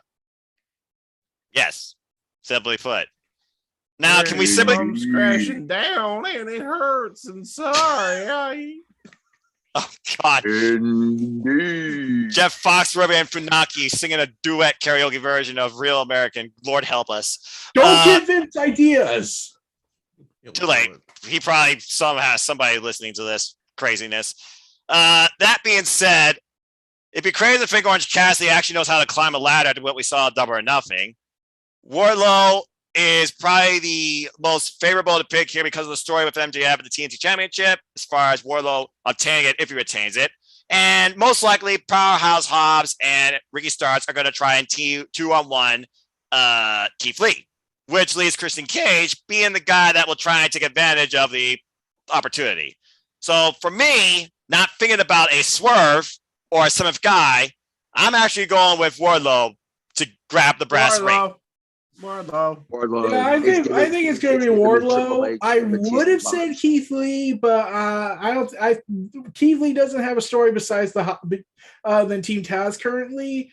Keith and Lee I feel should like just join Team Taz and become unlimited power with Powerhouse Hobbs. James, that's too much power. That's all. There is no limit to their power. It's over 9,000. Continue, Eric. Look, you're already gonna make Palpatine go ahead and have a crazy face and have a crazy day from that. But where he goes ahead and has an electric insanity shocker on Mace Windu. Yes, do it. Do it. Give in to your power. Do it. Oh, good Lord. Something dark side. Oh, all right. Enough of the Star Wars Lucasfilms type nonsense. So we're all thinking Warlord at this point because it's the bigger story that makes the most sense. Let the hate flow through you. And I'm sure Danhausen will show up and try and curse everybody. Maybe even climb for Orange Cassidy. But that'll be a whole different thing. Oh, wait, I just realized what Orange Cassidy could do. Oh, God. Oh, God, here we go. What? He's going to do somewhat with a little effort with this. It's going to take a little bit of effort from this, but hear me out. He's going to get another ladder, stack it on top of the other ladder, and then just walk on top of it and try to get to the briefcase. So not even a stairway, just a stacked ladder to the brass ring, and you're still not going to be nowhere near it. I'm gonna climb the ladder now. Like it's either that or he climbs on somebody. Okay, Eric, one last question regarding Orange Cassidy. Is he actually going to try in this match? Well, let's see. Is there anybody he's currently mad at? No. Jay White. Jay White. But he's not involved in this at all. Yeah, so if I had to take the wildest guess, I'm pretty certain he's going to have a little bit of a stare down with Keith Lee, go ahead and do the kicks, and Keith Lee is going to be like... Just Uncle Phil, Bill him. Oh my gosh, I love that so damn much. No, he'll do the kicks, and then he'll do like a mini Grizzly Magnum, like a Grizzly Mini. Just two fingers, just tap the guy. Okay, we've lost all control here. Good Lord. King, anything further to add to the expected madness for this ladder match? No, Wardlow gets the win here and grabs the brass ring. This is giving me Evolution, Triple H, Batista, WrestleMania 21 vibes here. That's all I got to say about that. And I don't expect the accountability to show up. Mr. Wardlow is a mystery. Who's going to win that brass ring? Speaking of how you're setting like Macho Man Randy Savage, you kind of sound like him for a second. He does. I'm just gonna say it. I'm gonna say this. Macho Man will kill Vince if he was still alive, if he knew what Johnny Knoxville was gonna do with Sami Zayn at WrestleMania this year. Oh yeah. Again, WrestleMania, Johnny Knoxville. What? For the Intercontinental Championship. Oh no, it's not because Ricochet beat Sami Zayn on SmackDown last night. What? You forget there's still Fastlane. You forget there's still Fastlane. There's there's nothing else, man. There's nothing till WrestleMania. But hold on, time out. Did you just tell me that Ricochet is a singles champion now in main roster WWE? That's correct. Oh, he did win the match. Well, I'll be damned. Well, wait, before we... Okay. If the match would have happened, this is what Randy would have been like. It's just spasming out.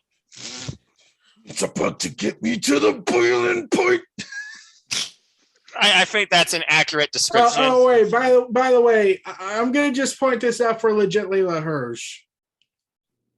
No, rambunctious Layla Hirsch. Okay, whatever. Whatever. She's gonna have a longer match than Ronda Rousey this week. Oh, that is probably accurate. You're giving that away. Do you want to know why I say that? Why? Her and Sonya Deville went at it, and it was only 3 minutes. I don't give a damn about my reputation. I'm about to say, buy-in, 1 hour, women's match. Guarantee you'll at least go double than that. And I'm going for double digits. I got at least 10 minutes out of these two. This is going to be a I'm fun getting match. it 6 minutes at least. It's still double. Yeah, but again, women's wrestling, the outlook of it still needs work. But hey, 3 women matches on this show alone. Kudos to AEW. And 2 of them are titles. Speaking of titles and 2s and, well, not traditional. King, you know I'm going to give you this one. AEW World Tag Team Championship Triple Threat as Jurassic Express's Jungle Boy and Luchasaurus will defend the titles against Red Dragon, what I gave, and the Young Bucks. And you saw what happened at the end of Rampage where each one got a title, and Kyle O'Reilly, yeah, he still can freaking rock that guitar, man. I love that. But only one team can be the champions. You can't be co-champions. I'm going to say right now, I say Jurassic Express retains because Red Dragon and Young Bucks are going to kill each other. I agree. Yeah, I think Jurassic Express gonna win. Jurassic Express is going to win here because Wait, I I just remembered something. I'm like, could technically they still both Red Dragon and Young Bucks be champion because they can use the free bird rule? Free bird rule. That's only if you truly have a unified front. And as far as I'm concerned, Yeah, King, I know. I'm just pointing out that no one's brought that there's up no on unified. AEW. well, probably because those that follow unified BT like me front. and King clearly can see they're not on a united front. Adam Cole, baby, rolls with Red Dragon. The Young Bucks roll with the Stooge. Anyway, Exactly. And continue, plus, King. like I was saying, like I do see like Jurassic Express retaining here, but only because they're going to like Red Dragon and the Young Bucks. They're going to team up in somehow shape or form. They're going to team up in this match, and then they're going to basically kill each other. And then Jurassic Express is going to retain by a Red Dragon, costing the Young Bucks like taking for having the Young Bucks take the pin, or Young Bucks having Red Dragon take the pin. That's how I see it's going to go. I got it. They're gonna pull FTR versus DIY versus Offers of Pain. team up. It's non-elimination though, but I see exactly what you're saying. And I still watched Exactly. that match. That was a damn good match. Oh, the glory days of black and gold, and then Vince wanted to piss on it. RIP my NXT. It's not called TakeOver. Call it EXP with your level up bullshit. Oh. I remember AOP. They were so good. Yeah, And then now had they Drake disappeared. Maverick Scum and Razor. And Oh, then they by had- the way, and then they ruined it by having Drake Maverick piss himself. Yeah, I remember that. Continue, Eric. Speaking of the NXT stuff, I know 2.0 is not your NXT, but I'm just going to And say, Drake but he's Maverick try- just got hired back, but continue. yeah, for creative. Let's see how far that goes. So basically, his job is to be blamed for everything Vince does. Got it. New Fall Guy. You dumb. James, you don't have the bottle. No, Calm down. You Calm down. Yep, too late, man. You said late. you hated the company. You literally said it on social media. Everyone fucking and their mother saw it. And you decide to resign on the dotted line for a creative position, which means jack shit to begin with. I don't feel sorry for you, you dumb fuck. And once again, James has been triggered. Let me just say this. Now, Lord to Almighty. be fair, he at least knows where he's getting into with this scam. It's a lot better than the other scam he could have joined. Oh, Why doesn't he just leave That's the true. scam and go somewhere where he won't be scammed? Well, you see, here's the best way to describe it. Oh, here we go. He's a glutton for punishment. Elementary, my dear Watson. Punishment makes a man thrive, and not in the bedroom. That being said, Eric, you had a fight going back to the triple threat match. Brian Danielson, BDSM? What? Dude, shut up. Okay. you're the one that brought up the Also, bedroom. speaking of NXT stuff, I want to bring this up. Vince has decided to weaponize WWE finally, officially. What? Stand and Deliver will be in the afternoon on WrestleMania Night 1 officially. Oh my. So prepare yourselves for torture. You stupid. Oh, wait. Before James goes to his tangent, I want to make sure I clearly understand this while James looks like he's about to wreck himself. mentally. Stand and Deliver EXP, because TakeOver is dead, damn it. And WrestleMania Night 1 are going to be on the same day, back to back. Well, it starts in the afternoon at 12 p.m. But for the most part, I wouldn't be surprised if they try to stretch it all the way there. No. So they're definitely they're repeating WrestleMania 35 basically. Yes, but with 2 shows and not one gargantuan monstrosity. Oh well, in that case, it still doesn't. What do you mean? Thank you. Yeah. So that being said, going back to where wrestling actually makes sense and matters, anyone got anything else to say on this triple threat as far as maybe who eats the fall and what happens afterwards? Do we get a super kick party with the Red Dragon? What's going to happen here? Bobby Fish eats the fall because he always eats the fall. Move on. Ouch. But that's probably Wait, accurate. I got it. Kyle O'Reilly needs to do a meme. Kyle O'Reilly needs to do a meme. A meme? Why? Because that was half of his character in NXT turning into a meme. That's true. I remember when he tried to freaking go Super Saiyan, then he just fell backwards out of the ring. Then when he tried to save his buddy from in War Games, only to concoct his head in. The freaking dude, man. I love Kyle O'Reilly and just the way he just creatively expresses himself. Freaking brilliant. What sort of craziness can we get here? I'm just gonna say it. I am kind of amazed Vince let him go, considering how memeable he was. And literally, when it came to Undisputed Era, RIP, literally, he was the entertaining aspect, while Bob Riley was most vocal and Adam Cole was the head honcho. Damn it, he's too small. They just made Ricochet the Intercontinental Champion. Yeah, except since when did the IC title matter in that recent was years? Vince's first choice. Point taken. Exactly. All right, well, back to AEW. Yeah, Jurassic Express are going to win, and the crowd will sing Tarzan Boy. And we'll go from there. All right. Wow. All right, Taz, calm down. Anyway, moving on from there. I don't think nobody's going to calm down in this battle.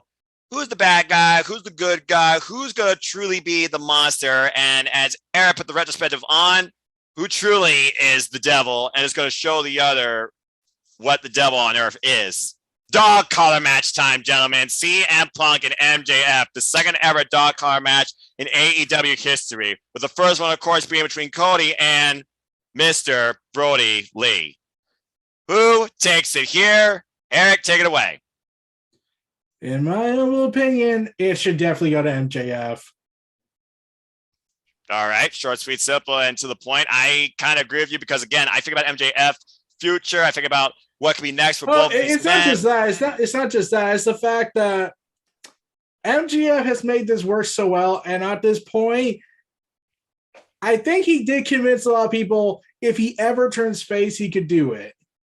Yeah, humanizing a villain, as Tranquilo Club put it. Here's the only issue with that, though.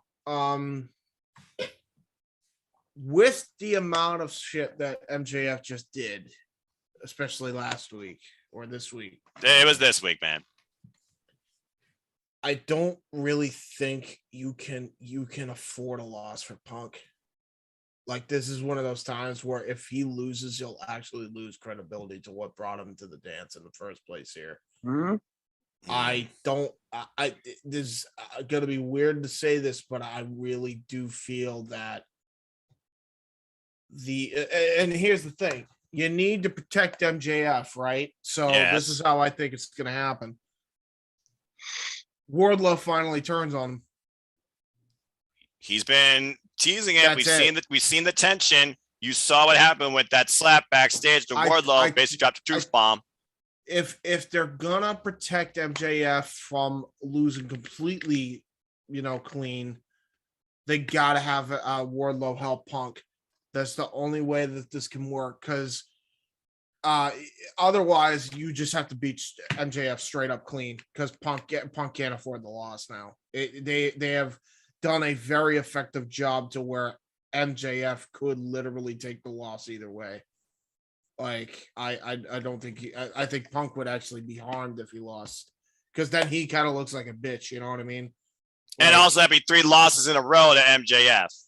Yeah. So I don't. I mean, would it help MJF? Absolutely. I'm not saying it wouldn't, but I don't know if. Here's the thing. Here's the thing. Wins and losses matter, right? So even if MJF loses on pay-per-view, he'll still get the championship match that he wants because he's won more, even though he hasn't won on pay-per-view. So, and he'll also just take advantage of the opportunity like Lance Archer did. So I will also say this. I will say this though, when it comes to MJF, either way, MJF is going to win. Technically, he's going to probably be in the Britt Baker type of conversation where he loses gold. Yeah, he'll hold the gold for sure. He's the next AEW World Champion, in my opinion, because again, it's 2019, double or nothing, the beginning of these two and the beginning of AEW. And who were the two surrounded by the championship being brought forward and debuting? Heyman and Page and MJF. One of those men finally became champion after 2.5 freaking years. MJF, one of the 4 pillars, and might I add, the only pillar not to hold championship gold. It's going to happen. Yeah, it's going to happen. I don't think this year, but I think it's going to happen. I think regardless of that fact, I really do think you need to have Punk win here. It's a must now. Especially after that. Gotta move on from this too. So that's why I'm going with Punk. Yeah, he's gotta move on from this too. And as much as we want the CM Punk heel turn or Kenta maybe showing up and GTSing him, because I know he teased at one point. Right now, CM Punk, he needs to move on from MJF, and we'll see where it goes from there. Maybe they'll somehow try and create CM Punk versus Hangman as a short-term feud out of respect. Because again, based on wins, CM Punk probably would be, I would think, a number 1 contender. King, anything to add as far as this point goes with this dog car match? Who you got? I got Punk winning here because like that segment on Wednesday was like golden. It was perfect, but it also had if MJF literally loses even clean, like that segment made him. Again, and this is the guy that barely needs to wrestle. And it had you like basically saying, yeah, Punk's going to win, isn't he? Yep. This is your money feud. This is your money feud for the next 3 years. This fucking like you could literally stop it at Revolution and then pick it back up at like next year's Double or Nothing. That's how reliable this feud is. Like it's the best feud in AEW that they've ever done. And after that go home angle on Wednesday and CM Punk, I feel like a bit of a, what's the word I'm looking for? Maniacal and cynical smile and retort to what MJF did. CM Punk is going to unleash hell, and I don't think MJF is going to be prepared fully. He's channeling what he did to Raven. Basically. And now he's going to take it out on MJF. Oh, boy. Yeah. After everything that's happened, CM Punk needs to move on this and win here. I do have CM Punk now winning too. All right, well, this should be short, sweet, simple to call. AHFO versus Sammy, Darby, and Sting. After Sammy successfully defended against Darby and Andrade. They made that unpredictable too. Don't forget, fucking Darby and Sammy had their tiff. That is true, but dude, it's Sting. But I will say this: there is a way they can swerve us. Let's take out Isaiah Cassidy, bring in Matt Hardy, Jeff Hardy, botch. But wait, what? Okay, I know that Matt Hardy has become a little bit broken, and maybe the AHFO has been losing profit. And I still feel like Andrade Eagle is going to fire Matt. I just don't see Jeff coming in yet. I know there's independent days come up with the Hardy Boys, and the Hardy Boys are to come to AEW. I just don't think they're going to pull the trigger at Revolution. And they've been really pushing Isaiah lately because of what he's been doing in single matches, including against Keith Lee and challenging for the title. With this tension with Sammy and Darby, that may be a continuing thing surrounding the TNT Championship that both these men hold so near and dear. The only reason I have the faces winning is, again, Sting has not been involved on 2 straight pay-per-views. this is how you bring more buys to the pay-per-view too, and it's fucking Sting. Yeah, Sting. Fuck it. Baby faces then. Baby faces. Yep, team baby faces. And we'll see what happens as far as the fallout towards the TNT Championship. Eric, did you? I don't think you actually picked. Well, I do think AHFO is still going to descend into chaos, and Matt Hardy's going to get fired. So I'm going to go with the faces. Yeah, I wouldn't mind. I wouldn't be surprised to see the actual firing angle with Isaiah and Andrade just beating the hell out of Matt Hardy, and that's it. You're fired. And then they rebranded to AFO. AFO. I guess that's easier. AFO. AFO. No, they with the dollar sign at the end. AFO money. And then they bring in CFO money to do their thing. I don't know if they can afford that because right now, Mikey Ruckus, he has not given us a bad theme, dude. All right, this dude knows music. Wait, I just remember. CFO was good too. To a degree, pretty good. Yeah, they've done some good songs, but I was gonna say this. If Tony Khan does decide to pull a Swerve and announce the 7th participant for the Face of the Revolution ladder match, Swerve. That's why I literally said it. Swerve. We saw Swerve or Isaiah Swerve, Scott Strickland, whatever, backstage at one point with Sammy Guevara. So clearly, there's going to be a match with those two at some point for the TNT title. Now it's Shane Swerve Strickland. Yeah, it is. It's Strickland. And he's already shown up on NJPW and I think MLW. So he's set to show up at Ring of Honor. Wait, no, that's not a good thing. What do you mean? He's not because he's known as Triple S. Oh. Well, might need a name change. No. He's going by Swerve now. He ain't going. He's just going by Swerve. I thought it's just Swerve actually. So he's just going by Swerve. Yeah, and Swerve versus Sammy, I feel like as a match to come for the TNT Championship. I don't see Scorpio Sky winning with. I'm just gonna say that right now. So yeah, I definitely got Babyfaces winning, and I got Darby and Sammy renewing hostilities again for the TNT title because Darby's not going to stop until he's TNT champion again, bar none. All right. He fell. So did you. What a fitting theme. Jesus, what a freaking match this Rampage. But I digress. That being said, it's story time, baby. As the Battle of the Islands comes forward, as Heyman and Page defends the AEW. Yeah, as him and Adam Page defends the AEW World Championship against Adam Cole. Again. Adam Page, baby. And the last sound we'll hear is a buck. Page, cowboy. And the last sound we'll hear is a buckshot lariat with a boom. Now, King, I know you, man. You're elite. This is all probably, too soon for you. But I think even you have to see right now, it is not time for Adam Cole to be the face of AEW. And I agree, it's not his time yet. I mean, will he be a future AEW World Champion? It will happen, but it's not going to be on Sunday night. Hey, I'm just saying. I mean, he used to be a part of the elite. What's King got to be sad about? He's seeing 2 former elite guys named Adam go at it for the title. It's great. True. Also 2 former Bullet Club guys, and he's still, I feel a little torn with that. Oh, wait, I just realized something. King. I'm going to have to ask you this personal question. Uh-oh. This might be very invasive.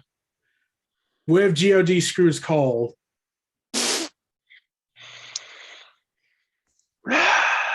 I think they would try to screw Omega more, wouldn't they? Because they did. Well, Omega's out of action. Omega's out of action, so it's a non-factor at this point. For now. And Cole made the call to Switchblade Jay White. Yeah, Adam Cole's the one that called Switchblade. With the actions of what Jay White kicking Tonga and Loa out of Bullet Club, which I still can't believe. Fuck. The OGs. The fuck? Wait, you didn't know that? Do you watch Impact Wrestling? Yeah, it's a Bullet Club Civil War going on. Yeah, Jay White kicked out. Yeah, Jay White kicked out God a few weeks ago and replaced him with the Good Brothers. The Good Brothers are back with Bullet Club. Under Jay White's Bullet Club. Yep. And that's a thing right now that's crossing over into AEW, NJPW, and Impact Wrestling. And Jay White has said that he wants to create the best version of Bullet Club underneath his leadership, but if you watch NJPW's backstage comments like I do on YouTube, yes, Gato. Gato said, "Whose side are you on?" When he told the rest of the members of Bullet Club in Japan, and by that he means Bad Luck Fale, ELP, and Taiji Ishimori. He said, "Which side are you on? I hope it's the right one." Yeah, and here's the thing. I'm just gonna say, I can't. I gotta give. I don't know if being with evil is the right one. I'm just gonna put that out. To be fair, it's only show and I'm usual. gonna say this. I'm gonna say this though. It's gotta be kind of amazing how New Japan trusts Impact that much that says you're gonna have the start to the next Civil War. Yeah, right. Freaking right here on American soil, led by Switchblade Jay White. Well, that you really would shows think you New how far that Japan goes. would want that big money-making moment happen on their turf, but they said, "No, Impact, you can do it." Well, to be fair, they still also got the NJPW Strong USA brand, and they got that show coming up in Chicago, so it still feels like it is their turf. But at the same time, it's New Japan. Wouldn't they want that kind of moment on their property? You would think, but again, and especially considering where just a few years ago, New Japan was like, "We hate Impact. We'll so much leave Access TV just to get away from them." And time heals all wounds, but as James alluded to, the Access deal has come up as well. Heals all wounds. Yeah, Scott D'Amore definitely is a difference maker. On both sides, though. Don't forget, but new management on both sides too. Oh yeah, that's right. Because Harold Midfootage is also was also out of power too. Yep. But yeah, actually, it turns out they were negotiating before the management change. Turns out that New Japan was like, "Impact, we know you have the Good Brothers. How much?" Money, man. It talks. It talks.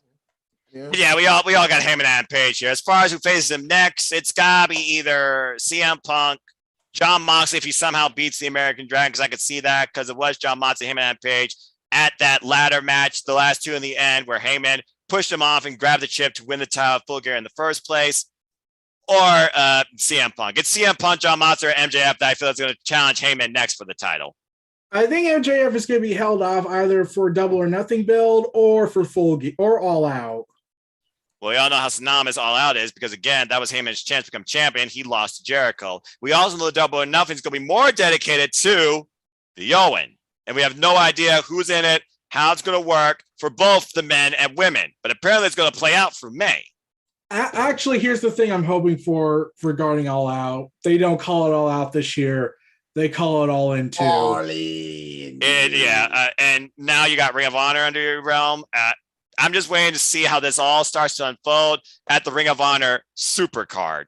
And I feel a lot is going to be told there. Just saying. Blood and guts. Blood and guts. Blood and guts. Oh, yeah. You're going to get another Blood and Guts, I feel like, for sure. And it might be the original one. It should be on the Supercard of Honor. Why not? I don't know necessarily they would do that there. You know why? Because Supercard of Honor, it's like Super Brawl of Honor, but without the brawl. Why not? It makes sense. Something of honor. Something of honor. I got it. You want to know what they should do? You want to know what I wish the Elite could do on BTE when they had to bring up Ring of Honor on their program now? It's going to happen, but go for it. Okay, Tony Khan, how much will it take for us to get Dante Bosco to dress up like Zuko and scream "Honor, honor, honor"? I don't even know what that number would be, but that'd be insane. Well, I'm pretty sure Dante Bosco is cheap because another $40 million. Here's the thing: he was on Nostalgia Critic doing the exact same thing, trying to kill Doug Walker. King, anything further to add regarding Revolution? What you think's to come? Do you think some surprise will show up, maybe at the end again this time? And what do you think's ahead in the Fallout? Maybe even in Bullet Club, for that matter. I mean, we are getting new storylines during Revolution and the fallout from Revolution. So I really do see the Bullet Club Civil War take place in AEW once more. And I do believe that we will possibly see Brother Nero in AEW on the Fallout. I'm calling it now. I wouldn't mind seeing Willow personally. I miss that character. That character was insane. Willow, oh boy. I'm just saying, why not? Just saying. Willow versus Sting. Just think about it. I'm still hoping. I'm hoping, for God's sakes, can Win and Rotunda just show up already? I know you want that to happen, Eric. I really don't know if that will happen some point this year. Maybe all into or all out, whatever they call it. I have no idea. Maybe I'll see it in Detroit when I go to AEW in June. I have it. The name is perfect. All In and Out. You're gonna have an In and Out sponsorship. Oh, good God. No. No. No.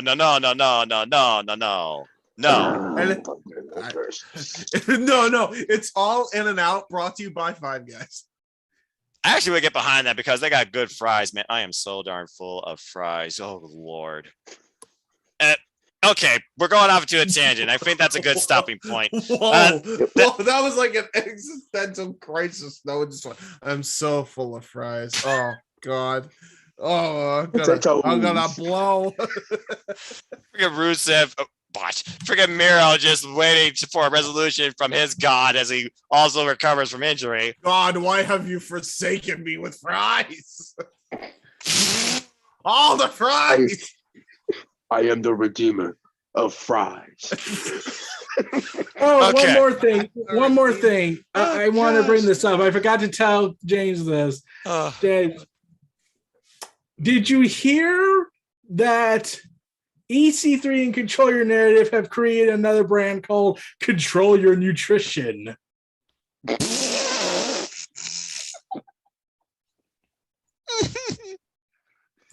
And Noah, make me the co-host for a sec. I need to show you guys this. All right. Oh, Lord. Oh, God. We've gone way too far. And you've gone to the point for now that James is going to leave. So I'm just going to turn this off and get ready. James, get back here. I can still hear you. Get back here. I need you to see this. I got to get the visual here. While he prepares that, folks, please come and join the AEW All Elite Prediction League 2022 and see what lies ahead for you as well. The fuck?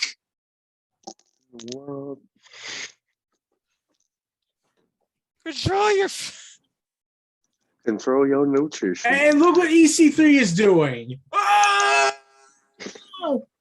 He's carbo loading is what I'm seeing. Oh, and he's setting it on fire. Control your chicken, control your fish, control your beef, control your veggies. Oh, $7.99. Control your nutrition 4-pack. $30. There are going to be people that actually buy this shit too. Oh my God. And with that being said, all I have to hold on. I'm just trying to get my words. This should be good. Oh, Lord. This motherfucker crazy. I love how simple he summed that up. Well, I guess with that being said, control your fandom based on what you enjoy. And with that, I think that will conclude. Oh, no, we're not using control your anything anymore. I don't want to. All right, control yours officially banned. Guide yourself as far as what you do, what you choose to be, and how you react in life. Do it right if you can. And with that being said, I think that concludes this ATW View. So before you know what you can do to control your own narrative, go play Journey of Wrestling. That's actually not a bad idea. I can't wait to hear more about the or game too. If you want to control anything, control your anger issues while you play Elden Ring. Oh, that game. Good Lord. That's worse than Cuphead. That's worse than Demon Souls. That's worse than Bloodborne. Okay, maybe not. Bloodborne is like the ultimate rage inducer. No, man. I got it. Pretty up there. I got it. What? It's worse than WWE Raw 2 in difficult. Considering how broken that game was. Oh, God. Oh, I know. Yeah. You know how WYW started on that game? We made our characters on it. Yeah, how'd that work out for you? Hey, we use those designs to this day. Well, at least you evolved over time, unlike some stuff. But I digress. Well, we've gone down a different doorway for sure when it came to this ATW view. I'm definitely going to upload it in parts. Control your view and then the all elite view. So this was fun, gentlemen. But did we control the doorway? I don't know at this point. I mean, you see my door's closed. The other door was, may never know. So you didn't you didn't control the doorway though, because you're whoever lives with you closed the door for you. Well, I mean, yeah, but it was only open for a short period of time because I had to look at something that infuriated me, and that's why the glasses were off. But again, that's my blood pressure and that's my life. So that being said, good stuff, guys. Sunday cannot come soon enough, but I also want to give a shout out to Impact Wrestling because they're awesome too. And there's never-ending war with Honor No More. Mickey James beat Tasha Steele's ass, but I digress. And Cassie, please win. Yay. Also, Sacrifice should be pretty fun. Heath, you got no chance in hell of beating Moose, becoming the world champion. There, I said it. Good Brothers need to lose the tag titles to Violent by Design, and I hope that GOD makes that happen. Sorry, King. Not sorry. GOD, the OGs. Vengeance must be served. But I digress. All right, well, that's it for this ATW View. Until next time, folks, we bid you a fine adieu. I will let these guys now plug and promote their content, too, starting with, of course, our inquirer of all things news. Eric, always a pleasure. Was glad to hear you for the whole forum. Bring your takes on all things wrestling, in and out of insanity, too. Always a pleasure picking your brain. Where can people connect, find you, and further investigate your outputs and ways in all things wrestling, too? NRE the Wrestleverse. There you go. He just put up something regarding Tony Khan now being the owner of Ring of Honor. I suggest you go check that out, folks. James, you follow the Pat McAfee show. You are quite a innovative mind. And again, your mind also scares me sometimes. But it's still a pleasure being your friend and conversating with you as well, sir. So anything you want to plug and promote, where can people find you? Jay Hebert, Side 95 on YouTube. Live rounds on YouTube, a.k.a. RVD Tito for Life, who I just mentioned. They do live rounds. Yeah, I remember you did their intro. Good stuff. Yes. Very nice. Very cool. Oh, fuck you, Danhausen. You got me doing it now. Cursed! I'm telling you, he's cursed! But anyway, continue. Wrestling Fortune 44. Oh, and I will be doing a rundown. Everything will be edited soon. Yay. Jeff Meacham Network. Even though Jeff is on hiatus, there's some videos that Noah and I have done on the channel. Check that out. Yay. Get a different side of me. Weymouth Youth Wrestling, obviously, because about half the field is a part of that now. Me and King. Check that out. Nice one. What else? You gotta get a link tree put together, dude. Luke Lynch. Yeah, Luke Lynch as well. Wrestling Encyclopedia. Check him out. Yeah, just search up Luke Lynch or Metal Nut 1120 on the user thingy on the YouTube URL. And the user thingy. Yep, James' brain is slowly shutting down. I'm just waiting for him to do one dumb joke, and I'm gonna play us out. But before that, King, I'll do the dumb joke. Don't you dare, King. Again, you and I got some differences when it comes to women in wrestling, Bullet Club, and other things too. But again, you and I are truly the all elite pillars of. What are you doing? Positive love for Yano. Admit it. I'm this close to cutting you off this fucking feed. I swear to God. Oh, but I control the mute button. Wait, how? Wait a minute. What? I am the secondary co-host, which means I can mute you. You can do that. How dare you? Oh no, there's a civil war. All right.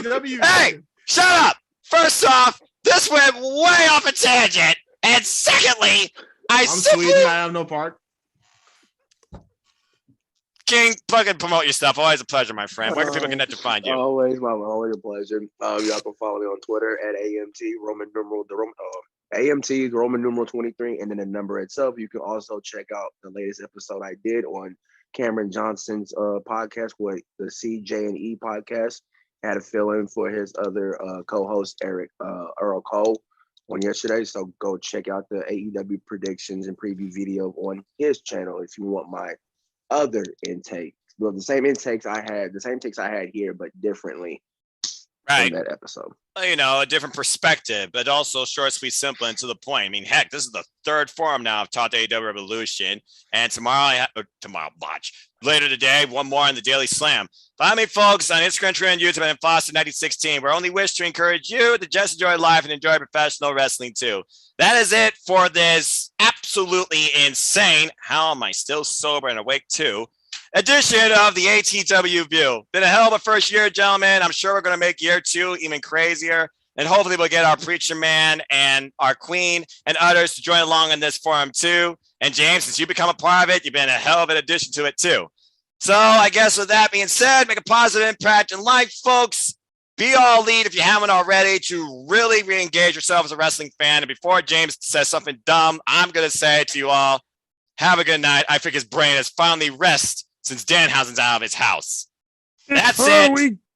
Before we go, I have a joke for you all. Oh, God, it's fuzzy. This should be good. Go for it. Not fuzzy, it's Yoda. Mm-hmm. All right, what bro. Is a Sith Lord's favorite store? I don't know. The Darth Maul. Funny.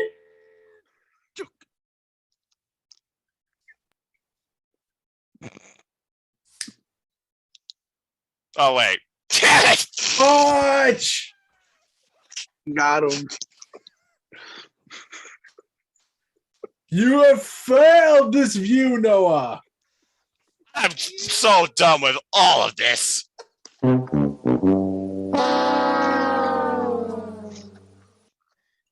I'll say it once. I'll say it again. How the hell am I still sober and awake? James, you suck.